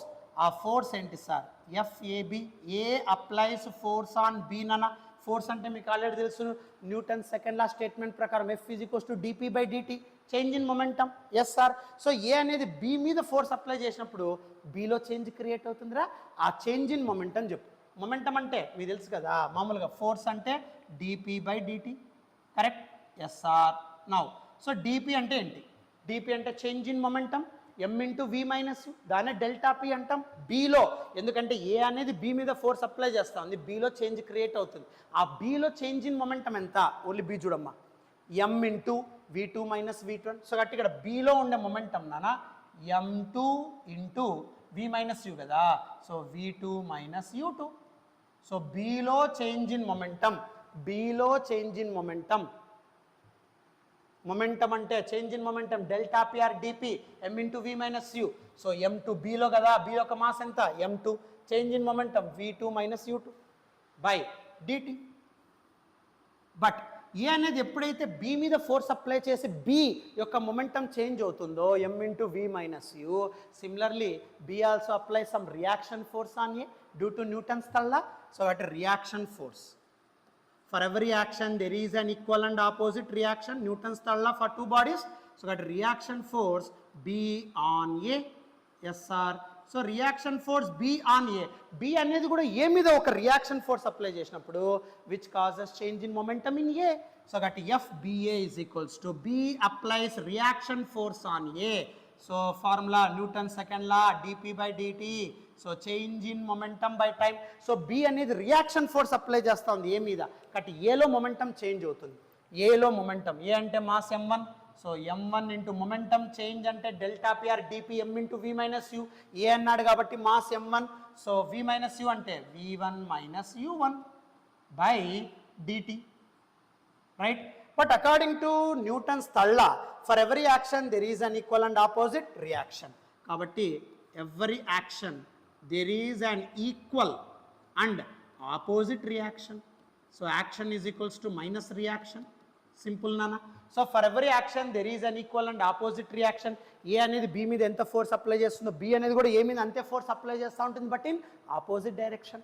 అదే ఇక్కడ రాస్తున్నాం. రైట్. సో దట్ ఎప్పుడైతే AB 2 స్పియర్స్ తీసుకుంటాం, B moving with speed, a high speed పెంచామనుకోండి, ఏ కొలైడ్స్ విత్ B, అప్పుడు ఏ అనేది B మీద ఒక ఫోర్స్ అప్లై చేస్తుంది, B అనేది ఏ మీద ఒక ఫోర్స్ అప్లై చేస్తుంది. సో కొలిజన్ తర్వాత రెండు ఫైనల్ వెలాసిటీస్తో ట్రావెల్ అయిపోతూ ఉంటాయి నాన్న. రైట్. కొలిజన్ తర్వాత అలాగే ఉండిపోనా, దే మెయింటైన్. ఎందుకు? మొమెంటం ఎక్స్చేంజ్ అయి ఉంటుంది కదా. సో మొమెంటం ఎక్స్చేంజ్ అయి ఉంటుంది కాబట్టి it continues its motion after collision also. Right. So but different velocities. ఎందుకు? మొమెంటం ఎక్స్చేంజ్ అవుతుంది during the collision, velocity get change. ఆ చేంజ్ ఇన్ వెలాసిటీనే ఫైనల్ వెలాసిటీ అంటానా V1 V2తో వెళ్తూ ఉంటుంది నాన్న. రైట్. సో బట్ ఏ అనేది బీతో కొలైడ్ అయినప్పుడు ఏ అనేది బి మీద ఒక యాక్షన్ ఫోర్స్ అప్లై చేస్తుంది, బీలో మొమెంటం చేంజ్ అవుతుంది. F is equals to DP by DT. బీలో మొమెంటం చేంజ్. నెక్స్ట్ బి అనేది ఏ మీద ఒక రియాక్షన్ ఫోర్స్ అప్లై చేస్తుంది, ఏలో momentum change. But Newton's third law for every action there is an equal and opposite reaction. అప్పుడు action అంటే ఏమవుతుందన్న, M2 into V2 minus U2 by DT is equals to minus reaction అన్న M1 into V1 minus U1 by DT. Right. So DT get cancelled out. Clear. So solve చేయనా, అప్పుడు ఏమవుతుంది? So M2 V2 m2 లోపల పంపిస్తా అన్న minus m2u2 is equals to minus m1 లోపల పంపి minus m1v1 minus minus plus m1 లోపల వెళ్తే m1u1 క్లియర్ యూలో పక్క వీలో పక్క పెట్టేసాయి అప్పుడేమవుతుందన్న సో ఇక్కడ మైనస్ m1v1 ఈ పక్క వస్తే ప్లస్ m1v1 m1u1 ఆల్రెడీ ఉందిరా మైనస్ ఈ పక్క వస్తే ప్లస్ సో కాబట్టి ఇక్కడ సింపుల్గా ఏం రాయొచ్చు m1v1 మైనస్ ఈ పక్క పంపిస్తాను బాబు ఇక్కడ ఆల్రెడీ v టర్మ్ ఉంది నాన్న చూడమ్మా m2v2 so m1v1 plus m2v2 is equals to right side already m1u1 ఉంది నాన్న లెఫ్ట్ సైడ్ మైనస్ m2u2 అప్పకపోతే ప్లస్ m2u2 అదే నేను రాసిండే formula so m1u1 plus m2u2 before collision equals to m1v1 plus m2v2 అంటే కొలిజన్ తర్వాత కూడా momentum remains constant because there is no external force acting on it చూడు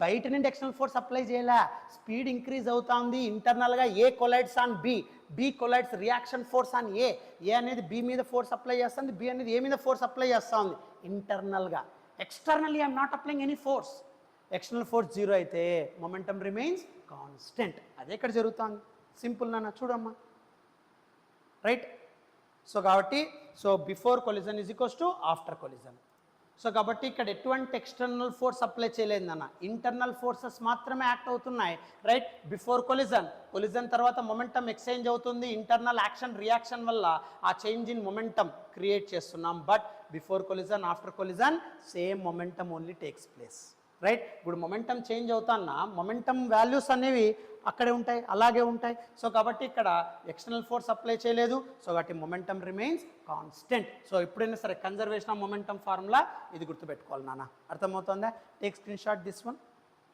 ఈ screenshot తీసుకో ఫాస్ట్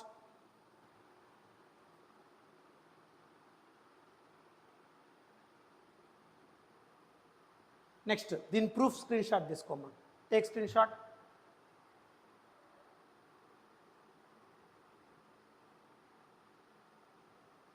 ఇప్పుడు ఇది ఎక్కడ అప్లై చేస్తాం సార్ కన్జర్వేషన్ ఆఫ్ మొమెంటం ఎక్కడ అప్లై చేస్తాం రాకెట్ బాంబ్ ఎక్స్ప్లోజన్ రైట్ ఇప్పుడు నువ్వు రాకెట్ తీసుకున్నావు అనుకో so fuel of gases coming down rocket moving up to conserve the momentum before collision both are at rest but after collision ఏమవుతుంది so gases ఒక డైరెక్షన్లో వెళ్తే rocket is moving in other direction to conserve the momentum of the body so rocket యొక్క మొమెంటమ్ని conserve చేయడానికి gases downward డైరెక్షన్లో exhaust అవుతాయి నాన్న exhaust gases coming down and rocket moving up to conserve the momentum so కాబట్టి so ఇక్కడ rocket కానీ jet plane కానీ conservation of మొమెంటమ్కి best examples దీని ఆన్సర్లు ఎలా రాయాలి సార్ చూడమ్మా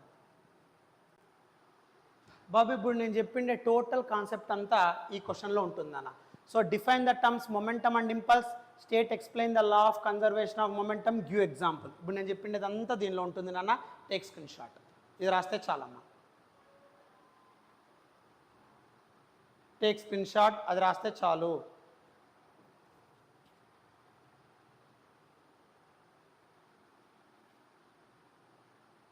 ఓకే సో దీనిలో ఫస్ట్ క్వశ్చన్ కూడా ఉందమ్మా అదేం పెద్ద ఇంపార్టెంట్ కాదు బట్ మీరు రాయొచ్చు F is equals to MG gravitational force act అవుతుంది అని చెప్పేసి ఇది కూడా రాస్తారని రాసుకోండి టెక్ స్క్రీన్ షాట్ అంతే ఇది అవసరం లేదు just F is equals to MG act అవుతుంది గ్రావిటేషనల్ ఫోర్స్ అంతే ఇది రాయొచ్చు చాలు సో ఎప్పుడైనా గ్రావిటేషనల్ ఫోర్స్ ఏ డైరెక్షన్లో ఉంటుంది vertically downward which is equals wait of the body కదా అదే ఇక్కడ రాశాడు అంతే ఇంకేం లేదు క్లియర్ సో ఇది అయిపోయింది this question also we completed okay so ee question kuda complete chesamma right okay na next impulse మీద మీకు ఒక క్వశ్చన్ ఉందమ్మా 4 మార్క్స్ ఇది రాస్తే చాలు ఏమా క్వశ్చన్ చూడు why are shock absorbers used in motorcycles and cars అని అంటారు నాన్న సో షాక్ అబ్జర్వర్స్ అంటే మామూలుగా మీరు ఈ గేర్ వెహికల్స్ చూసుకున్నారనుకోండి 2 వీలర్స్ ఆ గేర్ వెహికల్స్కి స్ప్రింగ్స్ ఇచ్చింటాడు హ్యాండిల్ దగ్గర గుర్తుందా మీకు కాల్చిన చూపిస్తాను చూడు షాక్ అబ్జర్వర్స్ గుర్తుందా షాక్ అబ్జర్వర్స్ అంటే ఇవే మీరు గేర్ వెహికల్స్ చూసుకుంటే 2 వీలర్స్లో కానీ కార్స్లో కానీ ఇలా షాక్ అబ్జర్వర్స్ ఉంటాయి నాన్న హ్యాండిల్ దగ్గర ఫ్రంట్ పోర్షన్ దగ్గర రైట్ ఇవన్నీ కూడా షాక్ అబ్జర్వర్స్ ఇలా ఉంటాయి ఈ షాక్ అబ్జర్వర్స్ ఎందుకు యూజ్ చేస్తారు అంటున్నారు అది ఇంపల్స్ మీద డిపెండ్ అయ్యే కాన్సెప్ట్ నాన్న. ఈ షాక్ అబ్జర్వర్స్ ఎప్పుడు ఎందుకు యూస్ చేస్తారు అంటే మామూలు ఇంపల్స్ ఏం చేస్తుంది, large amount of force in short interval of time అడుగుతుంది కదా, మెయింటైన్ చేస్తుంది కదా. ఇప్పుడు సపోజ్ నువ్వు హై స్పీడ్లో వెళ్తూ ఉన్నావు నాన్న, గేర్డ్ వెహికల్లో 4th గేర్ ఆర్ 5th గేర్లో నువ్వు హై స్పీడ్లో వెళ్తూ ఉన్నావు నాన్న. ఈ షాక్ అబ్జర్వర్ లేదనుకోండి, ఒక అన్ఈవెన్ రోడ్ వచ్చింది అనుకోండి, then what happens, you are moving with high speed but uneven road మీద వెళ్ళినప్పుడు లార్జ్ అమౌంట్ ఆఫ్ ఫోర్స్ ఆ టైర్ మీద త్రూ రోడ్, నువ్వు హై స్పీడ్లో వెళ్తూ ఉంటావు కదా, ఆ అన్ఈవెన్ రోడ్ పైన వెహికల్ యొక్క ఫ్రంట్ పోర్షన్ మీద large amount of force act అవుతుంది నాన్న, small time interval of time. ఆ ఇంపల్స్ వల్ల you cannot control that vehicle which you get fall very quickly and hospitalised very soon, right. To overcome that one then what you have to use, ఆ manufacturers అంతా ఏం చేస్తారో యాక్సిడెంట్ని overcome చేయడానికి ఈ front portion of the వెహికల్కి shock absorbers వాడతారు. ఈ షాక్ అబ్జర్వర్స్ ఏం చేస్తాయి, ఇంపల్స్ టైంని పెంచుతాయి. అంటే తక్కువ టైంలో ఎక్కువ ఫోర్స్ అప్లై అవుతుంది కదా, ఆ ఎక్కువ టైంని పెంచుతాయి నాన్న. అంటే టైంని పెంచితే ఇంపల్స్ తగ్గిపోతుందిరా, ఎందుకంటే you already know that. So impulse formula J is equals to, right, so J is equals to F into dt, అంతేనా. సో ఇప్పుడు నువ్వు F/d తీసారనుకో, F is equals to J/dt, correct or not. So J constant, అప్పుడు F inversely proportional to dt. అంటే ఇక్కడ nothing but ఎప్పుడైతే time పెరుగుతుందో force తగ్గిపోతుంది నాన్న, క్లియర్. సో కాబట్టి ఇక్కడ ఎప్పుడైతే ఈ షాక్ అబ్జర్వర్స్ ఏం చేస్తాయి సార్ అంటే టైంని పెంచుతాయి. టైంని పెంచినప్పుడు ఏమవుతుంది, ఇంపల్స్ ఫోర్స్ తగ్గిపోతుంది, అప్పుడు వెహికల్ మీద లెస్ ఎఫెక్ట్ క్రియేట్ అవుతుంది, రైట్. సో మీరు అందుకే ఎప్పుడైనా సరే అన్ఈవెన్ రోడ్డు మీద హై స్పీడ్లో వెళ్ళినప్పుడు ఆ షాక్ అబ్జర్వర్స్, ఆ స్ప్రింగ్స్ ఏం చేస్తాయంటే కంప్రెస్ అవుతాయి. కంప్రెస్ అవుతాయినప్పుడు ఏం చేస్తాయి, స్ప్రింగ్స్ కంప్రెస్ అయినప్పుడు ఆ హ్యూజ్ అమౌంట్ ఆఫ్ ఫోర్స్ని అట్ ఏ టైం వెహికల్ మీద ఇంపాక్ట్ కాకుండా ఆ స్ప్రింగ్ కంప్రెస్ అయ్యి రిలీజ్ చేస్తా, అంటే కంప్రెషన్ రేర్ ఫ్రాక్షన్ కదా, స్ప్రింగ్స్ ఇలా కంప్రెస్ అవుతాయి, ఎలాంగేట్ అవుతాయి, అలా కంప్రెస్ అయ్యి ఆ టైంని పెంచుతాయి నాన్న. అంటే స్లోగా ఎక్స్టెండ్ అవుతూ ఉంటాయి. ఆ time of impact will be more. So ఎక్కువ టైం మెయింటైన్ అయ్యేటట్లు చేస్తుంది నాన్న. ఇప్పుడు సపోజ్ సింపుల్ ఎగ్జాంపుల్, ఒక 4th ఫ్లోర్లో నువ్వు ఉన్నావు, కింద గ్రౌండ్ ఫ్లోర్లో దుంకేసినావు, డైరెక్ట్గా నువ్వు 4th floor to ground touch అయినా అనుకో, నీ ఫుట్ కంపల్సరీ ఫ్రాక్చర్ అవుతుంది, రైట్. అలా కాదు సార్, 1st ఫ్లోర్ వరకు నేను ఇసుక వేసేస్తాను సార్, శాండ్తో హీప్ ఆఫ్ శాండ్ పెట్టేసినాను సార్, అప్పుడు 4th ఫ్లోర్ నుండి నువ్వు జంప్ చేయి, అప్పుడు గ్రౌండ్ టచ్ కావున్నానా ఇంపాక్ట్ తక్కువగా ఉంటుంది. ఎందుకంటే ఆ శాండ్ వల్ల ఏమవుతుంది అంటే ఎక్కువ టైం ఫుల్ ఫోర్స్గా నీ ఫుట్ ఆ గ్రౌండ్ టచ్ కాదు, మధ్యలో ఉండే ఈ శాండ్ ఏం చేస్తుంది, టైమ్ ఆఫ్ ఇంపాక్ట్ని పెంచుతుంది. ఎప్పుడైతే టైం పెరుగుతుందో ఫోర్స్ తగ్గిపోతుంది, అప్పుడు సేఫ్గా నీకు అక్కడ ఎటువంటి ఇబ్బంది ఉండదు నాన్న. అందుకే ఆ ఇంపల్స్ ఎఫెక్ట్ని తగ్గించడానికి చాలామంది ఎవరైనా పైనుండి దుంకుతూ ఉంటే ఇట్లా వల పెడతారు, రైట్, నెట్ వేస్తారు. ఆ నెట్ అవన్నీ ఏం చేస్తాయి సార్ అంటే ఇంపల్స్ ఫోర్స్ని తగ్గిపోతుంది, టైం వాల్యూ పెరుగుతుంది నాన్న, గుర్తుపెట్టుకో. సో ఇది ఇంపల్స్. సో దీన్నే షాక్ అబ్జర్వర్స్ అంటాం, keep in mind,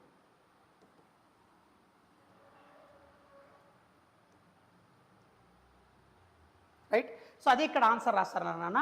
when vehicle moves on uneven roads, shock absorbers increases the time of impulse, as a result impulsive force decreases, hence passengers get better comfort అంటాడు. So ఎప్పుడైతే నువ్వు uneven road మీద వెళ్ళినప్పుడు ఆ huge amount of force at a time impact కాకుండా ఆ springs shock absorbers ఏం చేస్తాయి, అవి కంప్రెస్ అయ్యి ఎక్స్పాండ్ అయ్యే టైంలో less effect on the vehicle maintain అవుతుంది, తక్కువ impulse force, more time creation కోసం, ఎక్కువ టైం స్పెండ్ చేయడానికి, అంటే ఆ వెహికల్ మీద డైరెక్ట్ ఇంపాక్ట్ కాకుండా ఎక్కువ టైం డిలే చేయడానికి అన్న, అంతే. ఆ ఇంపాక్ట్ని డిలే చేయడానికి ఎప్పుడైతే ఎక్కువ టైం పెట్టారనుకో force applied will be less, so less effect on the vehicle. So దాన్ని షాక్ అబ్జర్వర్స్ అంటాం. సో దీనికి కావాల్సిన మీరు మ్యాథమెటికల్గా ఇంకా రాస్తారంటే యూ కెన్ డూ ఇట్ నాన్న, you can write it.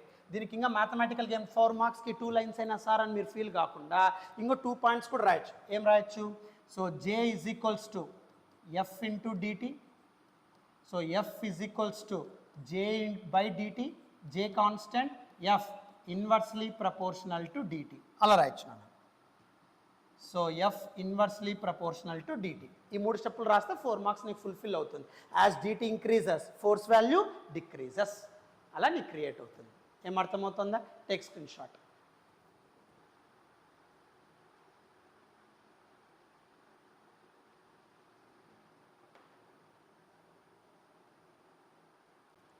Next అన్న ఫ్రిక్షన్. సో ఫ్రిక్షన్ గురించి ఏం ఎక్స్ప్లెయిన్ చేస్తాం సార్, చూడన్న. సో ఫ్రిక్షన్ అంటే ఏంటి ఎప్పుడైనా సరే గుర్తుపెట్టుకో, ఫ్రిక్షన్ అంటే it is a contact force అంటాం నాన్న. ఎప్పుడైనా సరే గుర్తుపెట్టుకో, friction means what, it is one type of force, what to call it as an contact force. Friction ఎప్పుడంటే అప్పుడు అరైజ్ కాదు నాన్న, సర్ఫేసెస్ కాంటాక్ట్లో ఉన్నప్పుడు మాత్రమే డెవలప్ అయ్యే ఫోర్స్ని మనం ఫ్రిక్షనల్ ఫోర్స్ అంటాం. సో ఫ్రిక్షనల్ ఫోర్స్ అంటే it is a contact force అంటాం బిట్వీన్ ద సర్ఫేసెస్. సో ఎప్పుడైతే సర్ఫేసెస్ కాంటాక్ట్లో ఉంటాయో అప్పుడు డెవలప్ అయ్యే ఫోర్స్ని మనం ఫ్రిక్షనల్ ఫోర్స్ అంటాం నాన్న. సో ఫ్రిక్షనల్ ఫోర్స్ అంటే contact force between the surfaces which opposes the, ఈ ఫ్రిక్షనల్ ఫోర్స్ ఎప్పుడు ఏం చేస్తుంది నాన్న, which opposes the relative motion between the surfaces అంటాం. So which opposes the relative motion between the surfaces. So surfaces మధ్య relative మోషన్ని oppose చేసే ఫ్యాక్టర్ని మనం ఏమంటాం, ఫ్రిక్షన్. సో ఫ్రిక్షన్ అంటే ఎప్పుడు ఏం చేస్తాం, it is a contact force అంటాం. ఎప్పుడైతే సర్ఫేసులు కాంటాక్ట్ ఉంటాయో డెవలప్ అయ్యే ఫోర్స్ని ఫ్రిక్షనల్ ఫోర్స్ అంటాం. ఆ ఫోర్స్ ఏం చేస్తుంది, ఏదన్నా సరే ఈ రెండు సర్ఫేసులు కాంటాక్ట్ అయి ఉంటాయి కదా, ఒక surface with respect to one surface, ఒక సర్ఫేస్ మూవ్ అవుతుంది అనుకో, ఆ సర్ఫేస్ని అపోజ్ చేసేదాన్ని మనము ఫ్రిక్షనల్ ఫోర్స్ అంటాం. సో ఫ్రిక్షనల్ ఫోర్స్ అంటే which opposes the relative motion between the surfaces అంటాం. అంటే ఆ టూ సర్ఫేసెస్లో ఏ ఒక్క సర్ఫేస్ మూమెంట్ ఉన్నా ఆ సర్ఫేస్ పైన ఉండే బాడీని అపోజ్ చేసే ఫోర్స్నే ఫ్రిక్షనల్ ఫోర్స్ అంటాం. సో ఫ్రిక్షనల్ ఫోర్సెస్ అంటే సర్ఫేసులు కాంటాక్ట్లో ఉంటాయి, ఆ రెండు సర్ఫేస్లో ఏ ఒక్క సర్ఫేస్ అయినా సరే మూవ్ అయిందనుకోండి, ఆ మూమెంట్ని అపోజ్ చేసే ఫోర్స్నే ఫ్రిక్షనల్ ఫోర్స్ అంటాం. సో ఈ ఫ్రిక్షనల్ ఫోర్స్ ఎప్పుడు కూడా oppose the motion of a body. సింపుల్గా చెప్పాలంటే ఎప్పుడు అపోజ్ చేస్తుంది సార్, సర్ఫేసెస్ కాంటాక్ట్లో ఉన్నప్పుడు. సో సర్ఫేసెస్ కాంటాక్ట్లో ఉన్నప్పుడు ఆ రెండు సర్ఫేస్లో ఏ ఒక్క సర్ఫేస్ మూవ్ అయినా రెండుకు మూవ్ కావద్దు, ఏదైనా ఒక్క సర్ఫేస్, అందుకే రిలేటివ్ మోషన్ అన్నాం. రిలేటివ్ మోషన్ అంటే with respect to one surface ఒక సర్ఫేస్ మూవ్ కావాలి, అది ఏ సర్ఫేస్ అయినా కానీ ఒక్క సర్ఫేసే మూవ్ కావాలి. ఆ మూవ్ అయ్యే సర్ఫేస్ని అపోజ్ చేసే కాంటాక్ట్ ఫోర్స్నే ఫ్రిక్షనల్ ఫోర్స్ అంటాం, రైట్. సో ఈ ఫ్రిక్షనల్ ఫోర్స్ ఎట్లా డెవలప్ అవుతుంది సార్ అంటే జాగ్రత్తగా చూడన్నా. Suppose let us consider this is your surface, ఒక గ్రౌండ్ సర్ఫేస్ తీసుకున్నానన్న, ఓకే. ఇప్పుడు ఈ సర్ఫేస్ పైన నేను ఒక ఆబ్జెక్ట్ని తీసుకుంటాను, okay. So let us consider this is your an object, okay sir. ఇప్పుడు మీరు అబ్జర్వ్ చేస్తేనన్నా ఈ ఆబ్జెక్ట్ని ఏ అనుకుంటానా, okay. So let us consider this is your an object A, ఈ ఓకే, ఈ సర్ఫేస్ని బి అనుకుంటానా, ఓకే. ఏ బాడీ యొక్క surface yellow colour, correct. B body యొక్క సర్ఫేస్, రైట్. ఆ రెండు different colours get in contact, correct or not. So ఇక్కడ ఈ రెండు కాంటాక్ట్లో ఉన్నాయి నాన్న, చూడు అబ్జర్వ్ చేయి, ఈ రెండు కాంటాక్ట్లో ఉన్నాయి. ఇంకా క్లారిటీగా రాయాలంటే సో ఈ రెండు కాంటాక్ట్లో ఉన్నాయమ్మా, ఇక్కడ హైలైట్ చేస్తున్నాను చూడు, ఈ రెండు కాంటాక్ట్లో ఉన్నాయి, రైట్. ఈ రెండు కాంటాక్ట్లో ఉన్నాయి అంటే నథింగ్ బట్ ఇక్కడ ఇంకా హైలైట్ చేస్తున్నా చూడు, ఆ రెండు సర్ఫేస్లు కాంటాక్ట్లో ఉన్నాయి. ఏ బాడీ యొక్క సర్ఫేస్, ఈ బి అనే సర్ఫేస్ రెండు కాంటాక్ట్లో ఉన్నాయి. ఈ సర్ఫేస్ ఆఫ్ గ్రౌండ్, ఇది వుడెన్ బ్లాక్, ఆ రెండు కూడా కాంటాక్ట్లో ఉన్నాయి నాన్న. ఆ కాంటాక్ట్ దగ్గర డెవలప్ అయ్యే ఫోర్స్ని మనం ఏమంటాము అంటే ఫ్రిక్షనల్ ఫోర్స్ అంటాం నాన్న. బట్ ఈ రెండిట్లో ఏదో ఒక సర్ఫేస్ మూవ్ అవుతుండాలి, either A surface or B surface, ఏదో ఒక సర్ఫేస్ మూవ్ అవుతూ ఉండాలి. ఆ మూవ్ అయ్యే సర్ఫేస్ని అపోజ్ చేసే కాంటాక్ట్ ఫోర్స్ని ఫ్రిక్షనల్ ఫోర్స్ అంటాం. ఇప్పుడు సపోజ్ ఈ బాడీ ఇలా మూవ్ అవుతుంది అనుకున్నానా, మూవింగ్ విత్ సర్టెన్ స్పీడ్, ఈ డైరెక్షన్లో యాక్సిలరేట్ అవుతుంది అనుకోండి, ఈ డైరెక్షన్ అండ్ ఫోర్స్ అప్లై చేస్తున్నా, I'm pulling this block, okay. అప్పుడు ఈ సర్ఫేస్ మూవ్ అవుతుంది నాన్న, స్లైడ్ అవుతూ ఉంటుంది. ఇది గ్రౌండ్, ఈ గ్రౌండ్ పైన ఆ బాడీలో మూవ్ అవుతూ ఉంటుంది, స్లైడ్ అవుతూ ఉంటుంది, రైట్. అలా మూమెంట్కి ఆపోజిట్గా డెవలప్ అయ్యే ఫోర్స్ని what to call it as an frictional force అంటాం నాన్న. సో ఆ మూమెంట్కి ఆపోజిట్గా, అపోజింగ్గా అంటే ఆ మూమెంట్ని అపోజ్ చేసే ఫోర్స్ని ఫ్రిక్షనల్ ఫోర్స్ అంటాం. సో కాబట్టి బాడీ యొక్క మూమెంట్ని అపోజ్ చేస్తుంది నాన్న. సో దాన్నే simply what to call it as an frictional force అంటాం. సో గట్టి గుర్తుపెట్టుకో, ఫ్రిక్షన్ అంటే కాంటాక్ట్ సర్ఫేస్, ఆ రెండు సర్ఫేస్లో ఏ ఒక్క సర్ఫేస్ మూవ్ అవుతున్నా రిలేటివ్ మోషన్లో ఉన్నా ఆ మోషన్ని అపోజ్ చేసే ఫోర్స్ ఫ్రిక్షనల్ ఫోర్స్. సో ఇప్పుడు ఈ సర్ఫేస్కి ఇది కాంటాక్ట్లో ఉంది, ఏ అనే బ్లాక్, ఇది నేను పుల్ చేస్తూ ఉన్నానా, ఆ మూమెంట్ని అపోజ్ చేసే ఫోర్స్ని ఫ్రిక్షనల్ ఫోర్స్ అంటాం, దాన్నే కాంటాక్ట్ ఫోర్స్ అంటాం. ఇది ఎలా డెవలప్ అవుతుంది సార్ ఈ ఫ్రిక్షనల్ ఫోర్సు? ఒక సర్ఫేస్ని మూవ్ చేస్తున్నారు కరెక్టే సార్, ఆ బ్లాక్ని మూవ్ చేసేటప్పుడు ఆపోజిట్గా ఒక ఫోర్స్ క్రియేట్ అవుతుంది అంటున్నారు కదా, ఎందుకు క్రియేట్ అవుతాయి అంటే ఇక్కడ ఫ్రిక్షన్ రావడానికి రీజన్ నానా బికాస్ ఆఫ్ ఇర్రెగ్యులారిటీస్ ఇంటర్లాక్ అంటారు నాన్న. సో ఇర్రెగ్యులారిటీస్ ఇంటర్లాక్ అవుతాయి నాన్న. సో ఆ టూ సర్ఫేసెస్ మధ్య ఇర్రెగ్యులారిటీస్ ఏమవుతాయంటే ఇంటర్లాక్ అవుతాయి. ఎప్పుడైతే ఇర్రెగ్యులారిటీస్ ఇంటర్లాక్ అవుతాయో అప్పుడు ఒక అపోజింగ్ ఫోర్స్ జనరేట్ అవుతుంది, మూమెంట్ని అపోజ్ చేస్తుంది. ఆ ఇంటర్లాకింగ్ ఇర్రెగ్యులారిటీస్ వల్ల డెవలప్ అయ్యే ఫోర్స్నే ఫ్రిక్షనల్ ఫోర్స్ అంటాం నాన్న. సో ఇర్రెగ్యులారిటీస్ ఎలా ఉంటాయి సార్ నాన్న? ఇవి ఇర్రెగ్యులారిటీస్ అమ్మ. చూడు ఇక టూ సర్ఫేసెస్ ఉన్నాయి కదా, ఆ టూ సర్ఫేసెస్ మధ్య ఇర్రెగ్యులారిటీస్. చూడమ్మా, బ్లాక్లో ఉండే సర్ఫేస్, గ్రౌండ్లో ఉండే సర్ఫేస్, ఆ రెండు సర్ఫేసుల మధ్య ఇర్రెగ్యులారిటీస్ ఇలా ఉంటాయి నాన్న. అంటే ఏ సర్ఫేస్లో అయితే కాంటాక్ట్లో ఉంటాయో ఆ సర్ఫేస్లో ఉండే ఇర్రెగ్యులారిటీస్, ఈ గ్రౌండ్ సర్ఫేస్లో ఉండే ఇర్రెగ్యులారిటీస్ రెండు ఇంటర్లాక్ అవుతాయి. ఇలా ఇలా ఒకదాంతో ఒకటి ఇంటర్లాక్ అవుతాయి. అర్థమవుతుందా? ఇలా ఇంటర్లాక్ అవ్వడం వల్ల మీకు డెవలప్ అయ్యేది బ్లాక్ గ్రౌండ్ మధ్య ఇర్రెగ్యులారిటీస్ ఇంటర్లాక్ అవ్వడం వల్ల మీకు ఒక అపోజింగ్ ఫోర్స్ క్రియేట్ అవుతుంది. ఇప్పుడు సపోజ్ ఈ సర్ఫేస్ రా, దీనిలో ఉండే ఇర్రెగ్యులారిటీస్, పైన ఇంకో సర్ఫేస్ రా, దీనిలో ఉండే ఇర్రెగ్యులారిటీస్ రెండు ఇంటర్లాక్ అవుతాయి. అప్పుడు ఈ బాడీ మూవ్ అవుతుందా? చూడు, మూవ్ కాలేదు కదా ఇంటర్లాక్ వల్ల. సో దానివల్ల డెవలప్ అయ్యే అపోజింగ్ ఫోర్స్నే ఫ్రిక్షనల్ ఫోర్స్ అంటాం. గుర్తుపెట్టుకో. క్లియర్? రైట్. సో ఇప్పుడు ఇక్కడ ఈ ఫ్రిక్షన్ వల్ల అడ్వాంటేజ్ ఏంటి సార్? మీరు చెప్తున్నారు సార్ టూ సర్ఫేసెస్ కాంటాక్ట్ ఉంటాయి, ఆ టూ సర్ఫేసెస్లో ఉండే ఇర్రెగ్యులారిటీస్ ఇంటర్లాక్ అవ్వడం వల్ల the body cannot able to move forward. So ఆ కాంటాక్ట్ వల్ల ఆ సర్ఫేసెస్ మూమెంట్ని అపోజ్ చేసే ఫోర్స్నే ఫ్రిక్షనల్ ఫోర్స్ అంటున్నారు. దానివల్ల యూజ్ ఏంటి సార్? సింపుల్ నాన్న, ఏదన్నా ఒక బాడీని నువ్వు ఈజీగా హోల్డ్ చేస్తున్నావు అంటే బికాస్ ఆఫ్ ఫ్రిక్షనల్ ఫోర్స్. అంటే holding the glass, holding the bottle. ఎందుకు సార్? ఇప్పుడు ఫర్ ఎగ్జాంపుల్ నువ్వు ఏదన్నా ఒక బాటిల్ని ఇలా హోల్డ్ చేస్తున్నావు నానా, హోల్డ్ చేస్తున్నావు అంటే బికాస్ ఆఫ్ ఫ్రిక్షన్ ఓన్లీ. ఎందుకు సార్? దీంట్లో ఉండే ఇర్రెగ్యులారిటీస్, నా హ్యాండ్లో ఉండే ఇర్రెగ్యులారిటీస్ రెండు ఇంటర్లాక్ అవుతున్నాయి, అపోజింగ్ ఫోర్స్ జనరేట్ అవుతుంది. అందుకే అక్కడ ఆటోమేటిక్గా టైట్ హోల్డింగ్ మెయింటైన్ అవుతుంది. నువ్వు పెన్ హోల్డ్ చేస్తున్నావు బికాస్ ఆఫ్ ఫ్రిక్షన్ ఓన్లీ. ఒకవేళ అలా కాదు సార్, నా హ్యాండ్కి ఈ బాటిల్కి మధ్య స్వెట్ ఉందనుకోండి, వాటర్ ఉందనుకోండి, అప్పుడు ఏమవుతుందన్న? స్లైడ్. చూడు స్లైడ్ అవుతా ఉందా? కరెక్ట్. ఎందుకు స్లైడ్ అవుతా ఉంది? ఇక్కడ ఉండే రెగ్యులారిటీస్, ఇక్కడ ఉండే రెగ్యులారిటీస్ ఇంటర్లాక్ అవ్వడం లేదు, ఒకదాంతో మీట్ అవ్వడం లేదు. ఆ రెండుటి మధ్యలో వాటర్ మీడియం ఉందిరా, ఆ లిక్విడ్ మీడియం ఉండడం వల్ల ఇంటర్లాకింగ్ జరగవు, అపోజింగ్ ఫోర్స్ ఉండదు, ఫ్రిక్షన్ ఉండదు, కాబట్టి స్లైడ్ డౌన్. సో ఫ్రిక్షన్ ఉందంటే మూమెంట్ ఉండదు అని అర్థం, ఫ్రిక్షన్ లేదు అంటే హై స్పీడ్తో హ్యాపీగా ఇలా ట్రావెల్ అయిపోతా ఉంది అని అర్థం. సింపుల్ నాన్న.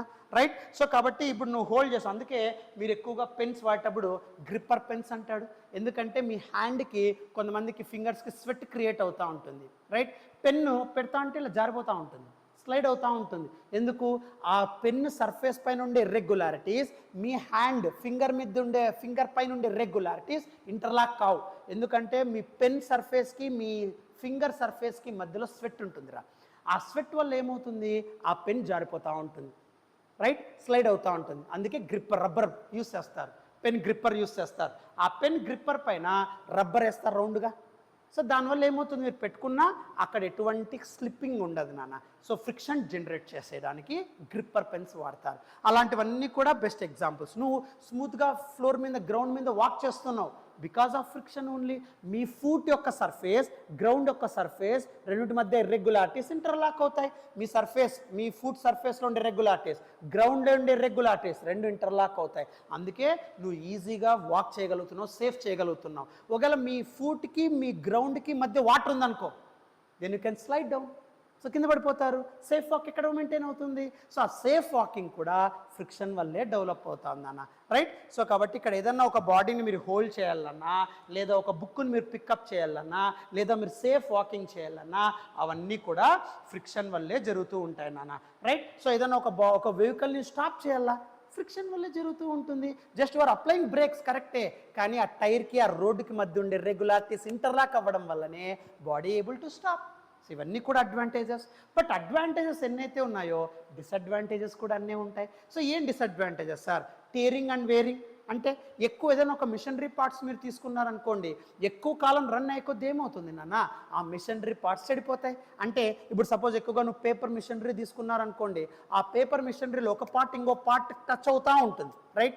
ఎక్కువ టైం అయ్యే కొద్ది, ఎక్కువ కాలం, ఎక్కువ డేస్ అయ్యే కొద్ది ఏమవుతుంది, ఆ రెండింటి మధ్య ఫ్రిక్షన్ వల్ల ఆ ఫ్రిక్షన్ అంటే ఫ్రిక్షన్ స్టార్టింగ్ నో ప్రాబ్లం నాన్న, బట్ ఎప్పుడైతే 1 year 2 years 3 years తర్వాత ఆ మిషనరీ పార్ట్ ఒక పార్ట్ ఇంకో పార్ట్తో ఇంటర్లాక్ అవ్వడం వల్ల సో ఎక్కువగా ఆ పార్ట్ మిషనరీ పార్ట్ చెడిపోవడం, దాన్ని బట్టి మళ్ళీ నువ్వు వేరే పార్ట్ కొత్తది వేయడం, వేరింగ్ టీయరింగ్ అంట. వేరింగ్ అంటే కొత్త పార్ట్ వేయడం, కొన్ని ఏళ్ళ తర్వాత ఆ పార్ట్ చెడిపోవడం, అది తీసేసి మళ్ళీ కొత్తది వేయడం.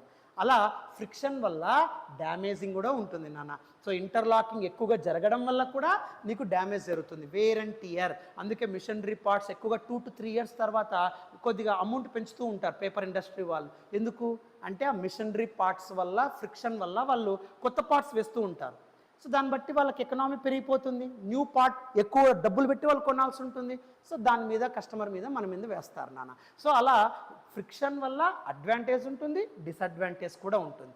తర్వాత ఎఫిషియన్సీ తగ్గిపోతుంది, రైట్? సో నువ్వు ఎప్పుడైనా సరే ఫ్రిక్షన్ వల్ల ఏమవుతుంది అంటే ఎఫిషియన్సీ తగ్గుతుంది.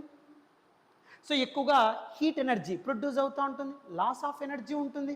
ఎందుకంటే నువ్వు ఎక్కువ మిషనరీతో ఎక్కువ నువ్వు మిషనరీ వాడే కొద్దీ అక్కడ ఫ్రిక్షన్, మిషనరీ పార్ట్స్ మధ్య ఫ్రిక్షన్ పెరిగిపోయి ఎక్కువ సౌండ్ రావడం, ఎనర్జీ లాస్ అవ్వడం, సో పవర్ లాస్ ఎక్కువగా మెయింటైన్ అవుతుంది. ఇవన్నీ కూడా సో డిసడ్వాంటేజెస్ ఆఫ్ ఫ్రిక్షన్ అంటాం, రైట్? సో ఈ ఫ్రిక్షన్ యొక్క టైప్స్ గురించి మాట్లాడదాం నాన్న.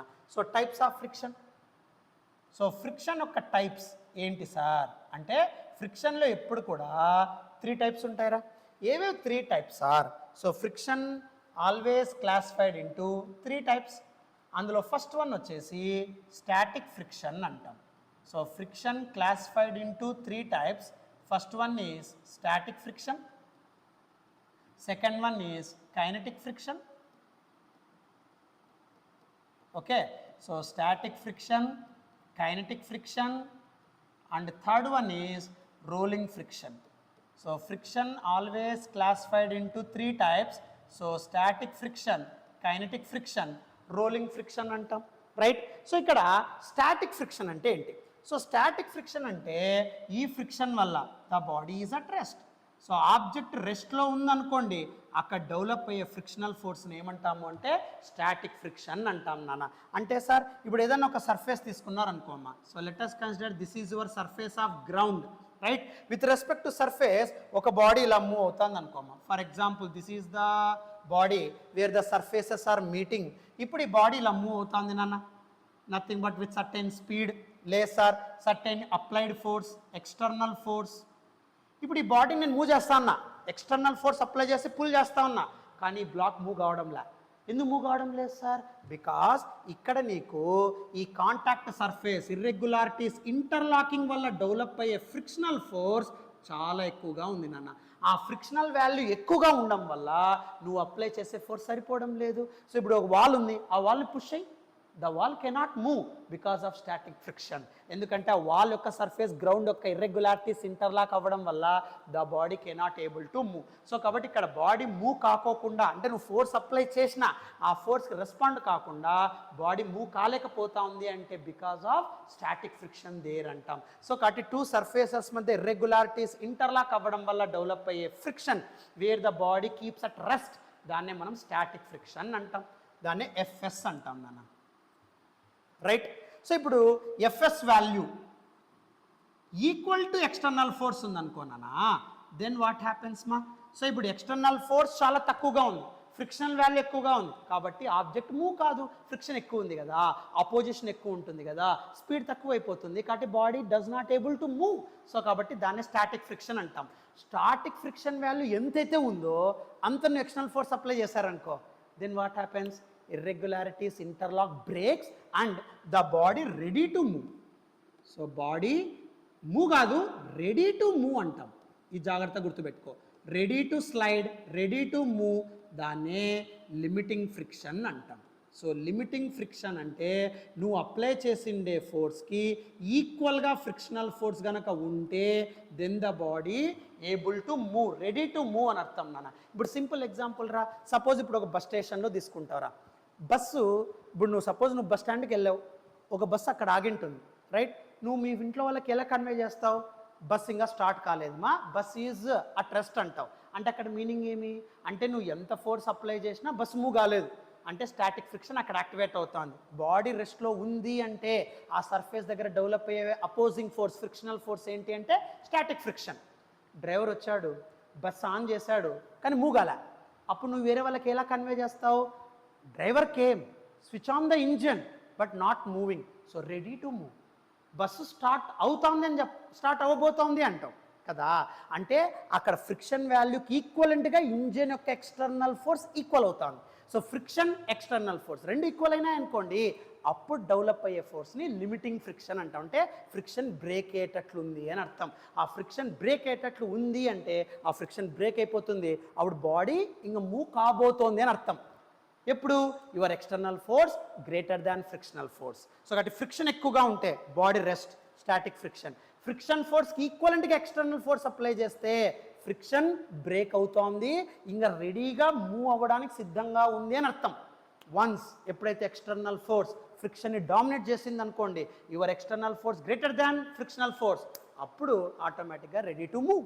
అలా బాడీ మూవ్ అయినప్పుడు డెవలప్ అయ్యే ఫ్రిక్షన్నే కైనెటిక్ ఫ్రిక్షన్ అంటాం. సో కైనెటిక్ ఫ్రిక్షన్ అంటే ద బాడీ మూవింగ్ నాన్న. So body sliding. సో ఎప్పుడైనా ఒక బాడీ స్లైడ్ అవుతా ఉందనుకోండి, లేదా ఎప్పుడైనా ఒక బాడీ మూవ్ అవుతా ఉందనుకోండి, so body sliding or moving. So body sliding or move అవుతున్నప్పుడు డెవలప్ అయ్యే ఫ్రిక్షన్ని మనం ఏమంటాం? కైనెటిక్ ఫ్రిక్షన్ అంటాం నాన్న. అంటే సేఫ్గా మూవ్ అవుతా ఉంది, అక్కడ responsible friction for safe moment ఏంటి సార్ అంటే కైనెటిక్ ఫ్రిక్షన్. జాగ్రత్తగా చూడు, బాడీ రెస్ట్లో ఉంది, ఫ్రిక్షన్ డామినేట్, ఫ్రిక్షన్ ఎక్కువగా ఉంటుంది అప్లైడ్ ఫోర్స్ కంటే, ఫ్రిక్షన్ ఎక్కువగా ఉంది కాబట్టి బాడీ రెస్ట్, స్టాటిక్. అక్కడ ఫ్రిక్షన్ వాల్యూకి ఈక్వలెంట్గా మీ ఎక్స్టర్నల్ ఫోర్స్ ఉందా, ready to move, limiting friction. నువ్వు అప్లై చేసే ఫోర్స్ ఎక్కువ ఉంది సార్ ఫ్రిక్షన్ కంటే, ఫ్రిక్షన్ బ్రేక్, అప్పుడు మూవ్ అవుతుంది. బట్ ఆ మూవ్ అవుతున్న ఎంతో కొంత అపోజిషన్ ఉంటుంది, సేఫ్ మూమెంట్. ఆ అపోజిషన్ని కైనెటిక్ ఫ్రిక్షన్ అంటాం, రైట్? గుర్తుపెట్టుకోమ్మా. Next rolling friction.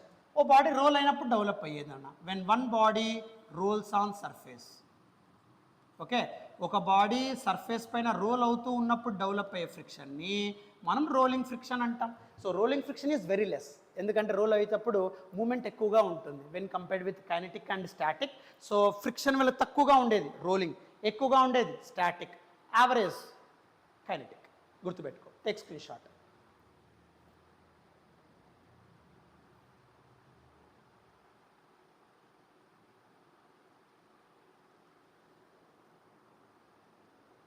నెక్స్ట్ ఈ రోలింగ్ ఫ్రిక్షన్ గురించి డిస్కషన్ చేద్దాం నాన్న. దీని మీద ఒక క్వశ్చన్ ఉందమ్మా.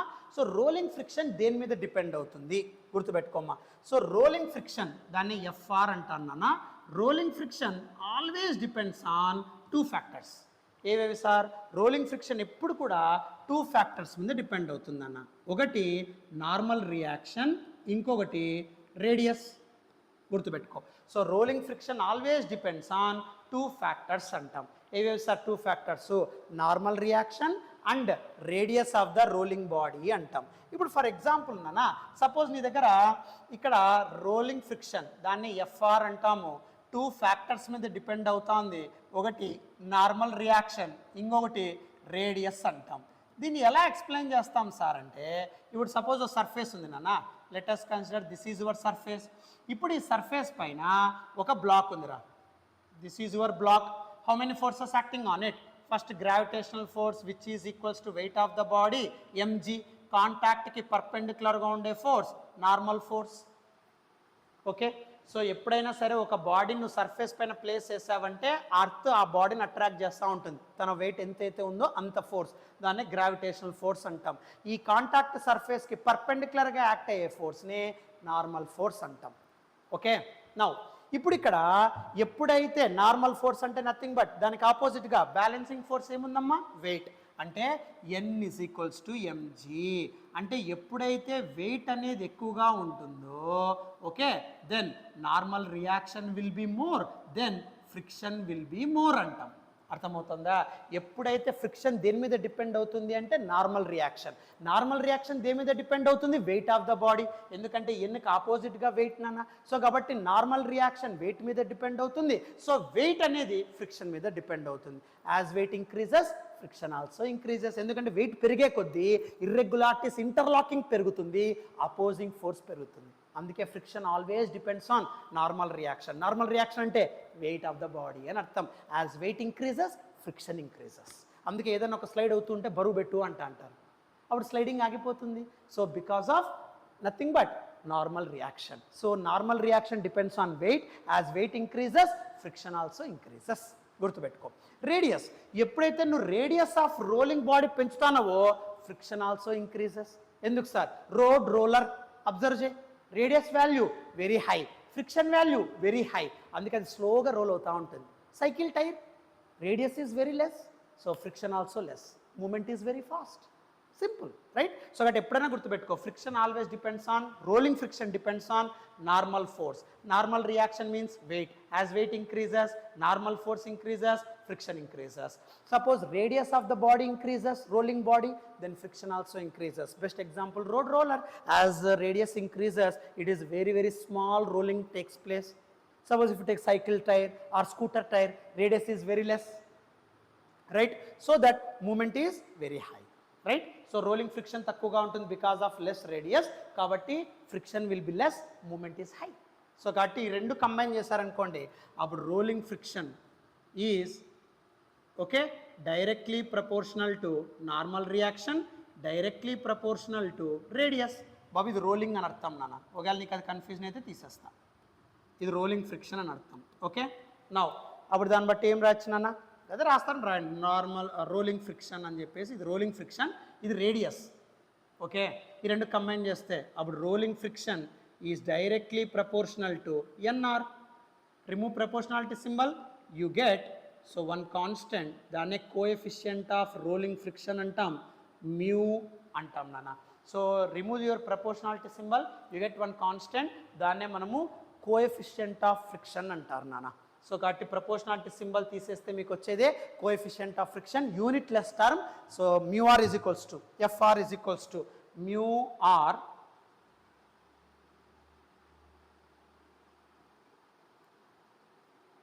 సారీ స్మాల్ చేంజ్, సారీ మా, ఇక్కడ ఇన్వర్స్లీ ప్రపోర్షన్ ఉండాలి నాన్న.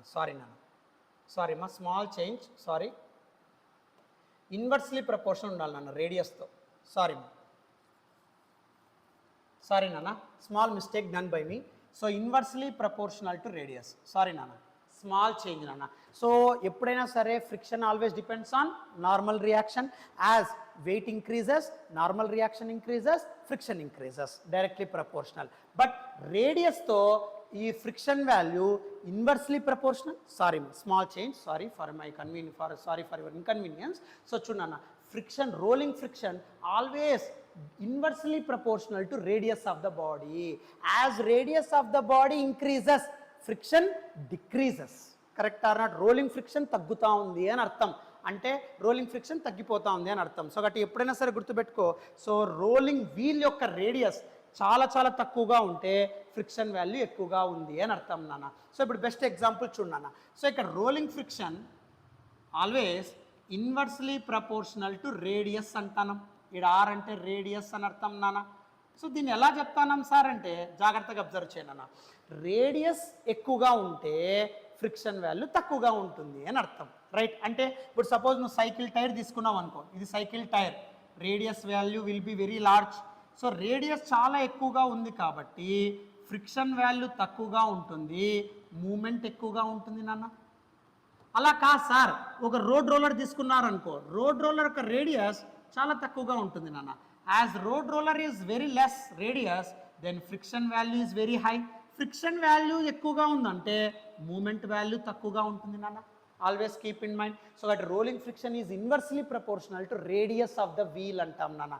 ఆ రోలింగ్ వీల్ ఏదైతే రొటేటింగ్ వీల్ ఉంటుందో ఆ వీల్ యొక్క రేడియస్ తక్కువగా ఉంటే ఫ్రిక్షన్ ఎక్కువగా ఉంటుంది, అప్పుడు ఆటోమేటిక్గా మూమెంట్ తగ్గిపోతుంది. అలా కాదు సార్, రేడియస్ చాలా చాలా ఎక్కువగా ఉందనుకోండి, ఫ్రిక్షన్ తగ్గిపోతుంది, మూమెంట్ ఎక్కువగా ఉంటుంది. గుర్తుపెట్టుకోండి అన్న. So that rolling friction always depends on normal reaction and inversely proportional to radius of the rolling wheel. ఈ రెండు కంబైన్ చేయి, అప్పుడేమవుతుంది? So rolling friction directly proportional to normal reaction. Normal reaction depends on weight, weight depends on friction. Simple. But rolling wheel యొక్క radius తక్కువ ఉంటే అప్పుడేమవుతుంది? Friction value ఎక్కువ. Correct. Friction value ఎక్కువ ఉన్నప్పుడు మూమెంట్ తక్కువగా. సింపుల్. రైట్. అలా కాదు sir, rolling radius is very large, అప్పుడు ఫ్రిక్షన్ వాల్యూ లెస్, అప్పుడు moment will be very high. అందుకే మీరు సైకిల్ స్పీడ్ మీరు అబ్జర్వ్ చేస్తే అక్కడ రోలింగ్ వీల్ రేడియస్ ఎక్కువగా ఉంటుందన్న. సో ఫ్రిక్షన్ తక్కువగా ఉంటుంది, మూమెంట్ ఫాస్ట్గా ఉంటుంది. అందుకే చిన్నపిల్లలు ఎప్పుడు కూడా సైకిల్ టైర్తో ఈజీగా రోల్ చేసుకుంటూ వెళ్తూ ఉంటారు. రైట్. బట్ అదే నువ్వు తక్కువ radius road roller, radius is very small. So very small అన్నప్పుడు friction value very high friction కాబట్టి అక్కడ moment will be very small. Keep these things in your mind. So అప్పుడు FR is proportional to N and inversely proportional to radius. So ఈ రెండు combine చేయనా, అప్పుడు FR proportional to N by R. Remove this proportionality symbol, you get one constant, దాన్ని coefficient of rolling friction అంటాం నాన్న. Mu R into N by R, దీన్నే rolling coefficient of friction అంటాం నాన్న. సింపుల్. సో ఇది రాస్తే 4 మార్క్స్ నాన్న. అర్థమవుతుందా? సో అక్కడ ఇన్వర్స్లీ ప్రపోర్షనల్ టు ఆర్ నాన్న, small mistake from my side, sorry. So ఇది ఒక్కటి చూసుకోండి నాన్న. రైట్. Take screen shot. నన్ను ఒక్కసారి స్క్రీన్ షాట్ తీసేసుకోండి. Take screen shot this one.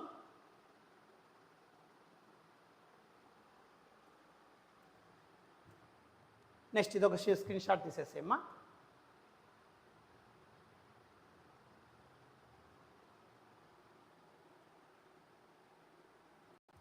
So ఇప్పుడు ఫ్రిక్షన్ మీద నేను ఏదైతే కాన్సెప్ట్ మీరు రాసుకున్నారో విన్నారో దాని మీద క్వశ్చన్ అండ్ ఆన్సర్స్ నాన్న. చూడు, explain the terms limiting friction, dynamic friction, rolling friction. Dynamic friction అంటే కన్ఫ్యూజ్ కావద్దు, కైనెటిక్ ఫ్రిక్షనే.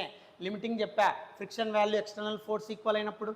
రెడీ టు మూవ్, అదే ఇక్కడ రాసింటారు. Ready to slide. Dynamic friction moment ఉన్నప్పుడు, దాన్ని kinetic friction. Rolling friction roll అవుతున్నప్పుడు. నెక్స్ట్ ఇదే. టేక్ స్క్రీన్ షాట్ నా. Take screen shot. ఇది రాస్తే చాలు నాన్న.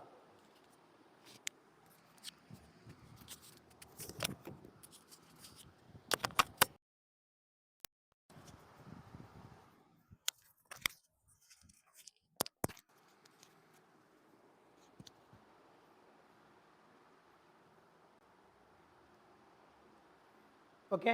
నెక్స్ట్ అమ్మా, explain advantage and disadvantage of friction. Already మనం చెప్పాం నాన్న, అడ్వాంటేజెస్ డిసడ్వాంటేజెస్ ఇవి రాస్తే చాలు నాన్న. Take screen shot.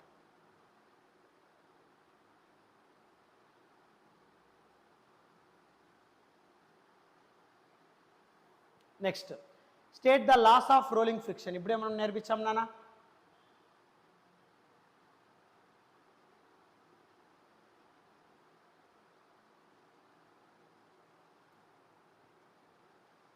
Take screen shot.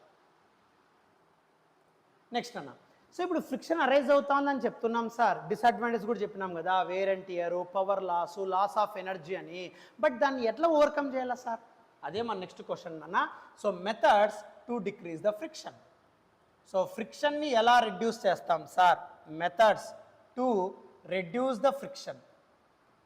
Methods to reduce the friction. So ఫ్రిక్షన్ని ఎలా రెడ్యూస్ చేస్తాం సార్? ఏదన్నా మిషనరీ పార్ట్స్ సర్ఫేసెస్ కాంటాక్ట్ వల్ల పవర్ లాస్ కానీ, wear and tearing, machinery parts వేస్తూ ఉంటాం, చెడిపోతూ ఉంటాయి, మళ్ళీ వేస్తూ ఉంటాం, చెడిపోతూ ఉంటాయి. సో దానివల్ల పవర్ లాస్, ఎనర్జీ లాస్ ఇవన్నీ జరుగుతూ ఉంటాయి కదా. మళ్ళీ ఆ ఫ్రిక్షన్ని ఎలా ఓవర్కమ్ చేయాలి సార్ అనేదే మన నెక్స్ట్ క్వశ్చన్. సో ఎలా ఓవర్కమ్ చేయాలి సార్ అంటే, సో ఇందులో ఫస్ట్ మెథడ్ నాన్న, మెథడ్స్ టు రెడ్యూస్ ద ఫ్రిక్షన్లో ఫస్ట్ మెథడ్ పాలిషింగ్ అంటాం నాన్న. సో నువ్వు పాలిషింగ్ మెథడ్ని యూజ్ చేసి నువ్వు ఫ్రిక్షన్ని రెడ్యూస్ చేయొచ్చు నాన్న.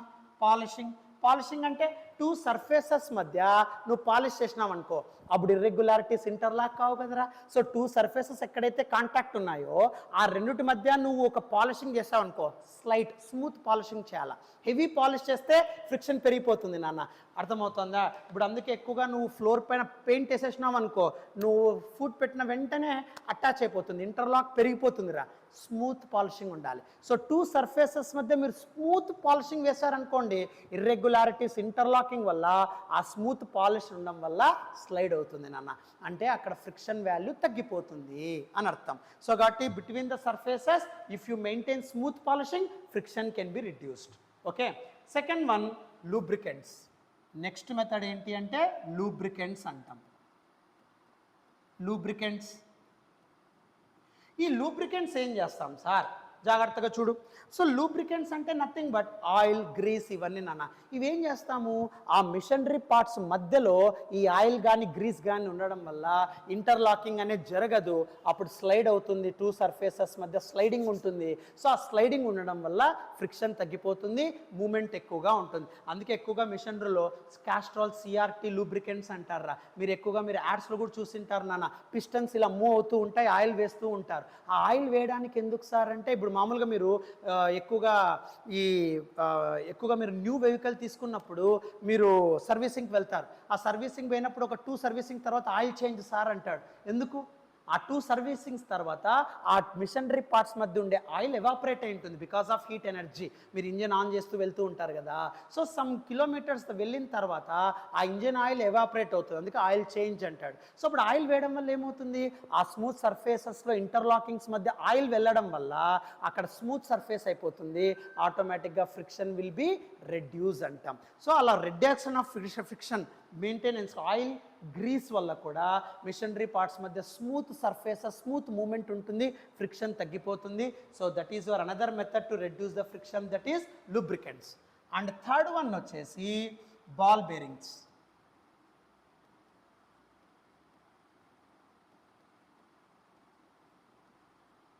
సో బాల్ బేరింగ్స్ అంటే ఏం చెప్తాం, బాల్ బేరింగ్స్, ఇవి బాల్ బేరింగ్స్ నాన్న.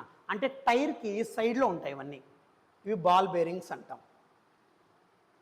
ఇవి ఏం చేస్తాయి సార్ అంటే రోలింగ్ ఫ్రిక్షన్లోకి బాడీని తీసుకెళ్తాయి నాన్న.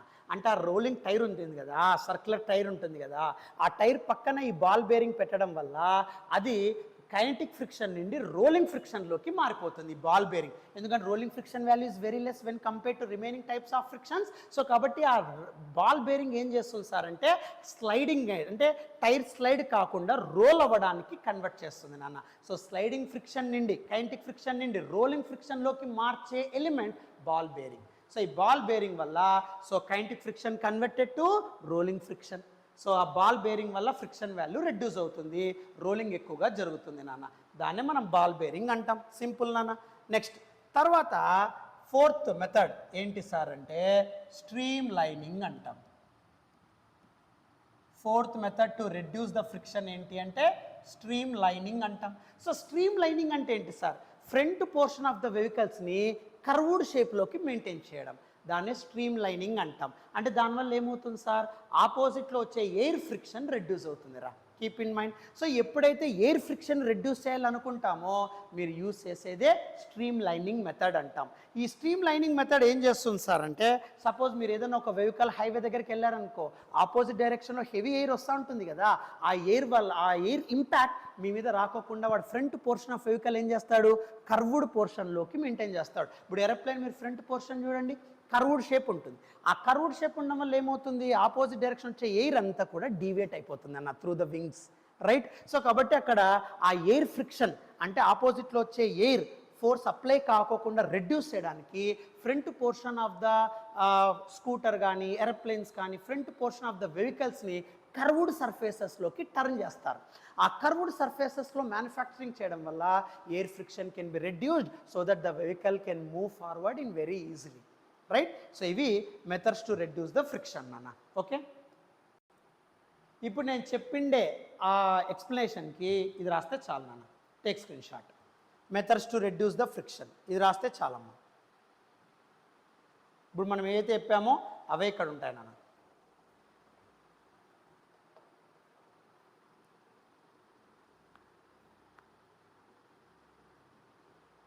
Okay, but always keep in mind, ఒక్కటి మాత్రం రాంగ్ చెప్పాను, సారీ నాన్న. Directly proportional to normal reaction, inversely proportional to radius, ఇది ఒక్కటి తప్పు చెప్పాను, సారీ. సో రేడియస్ ఎక్కువగా ఉంటే ఫ్రిక్షన్ తగ్గుతుంది, మూమెంట్ ఎక్కువగా ఉంటుంది, గుర్తుపెట్టుకో. రేడియస్ తక్కువగా ఉంటే అర్థమవుతుందా? ఫ్రిక్షన్ పెరిగిపోతుంది, మూమెంట్ తగ్గిపోతుంది. Keep these things in your mind. Okay, so ఇది టోటల్ ఫ్రిక్షన్ మీద నాన్న. ఇంకా లాస్ట్ ఒక్క కాన్సెప్ట్ ఉంది నాన్న.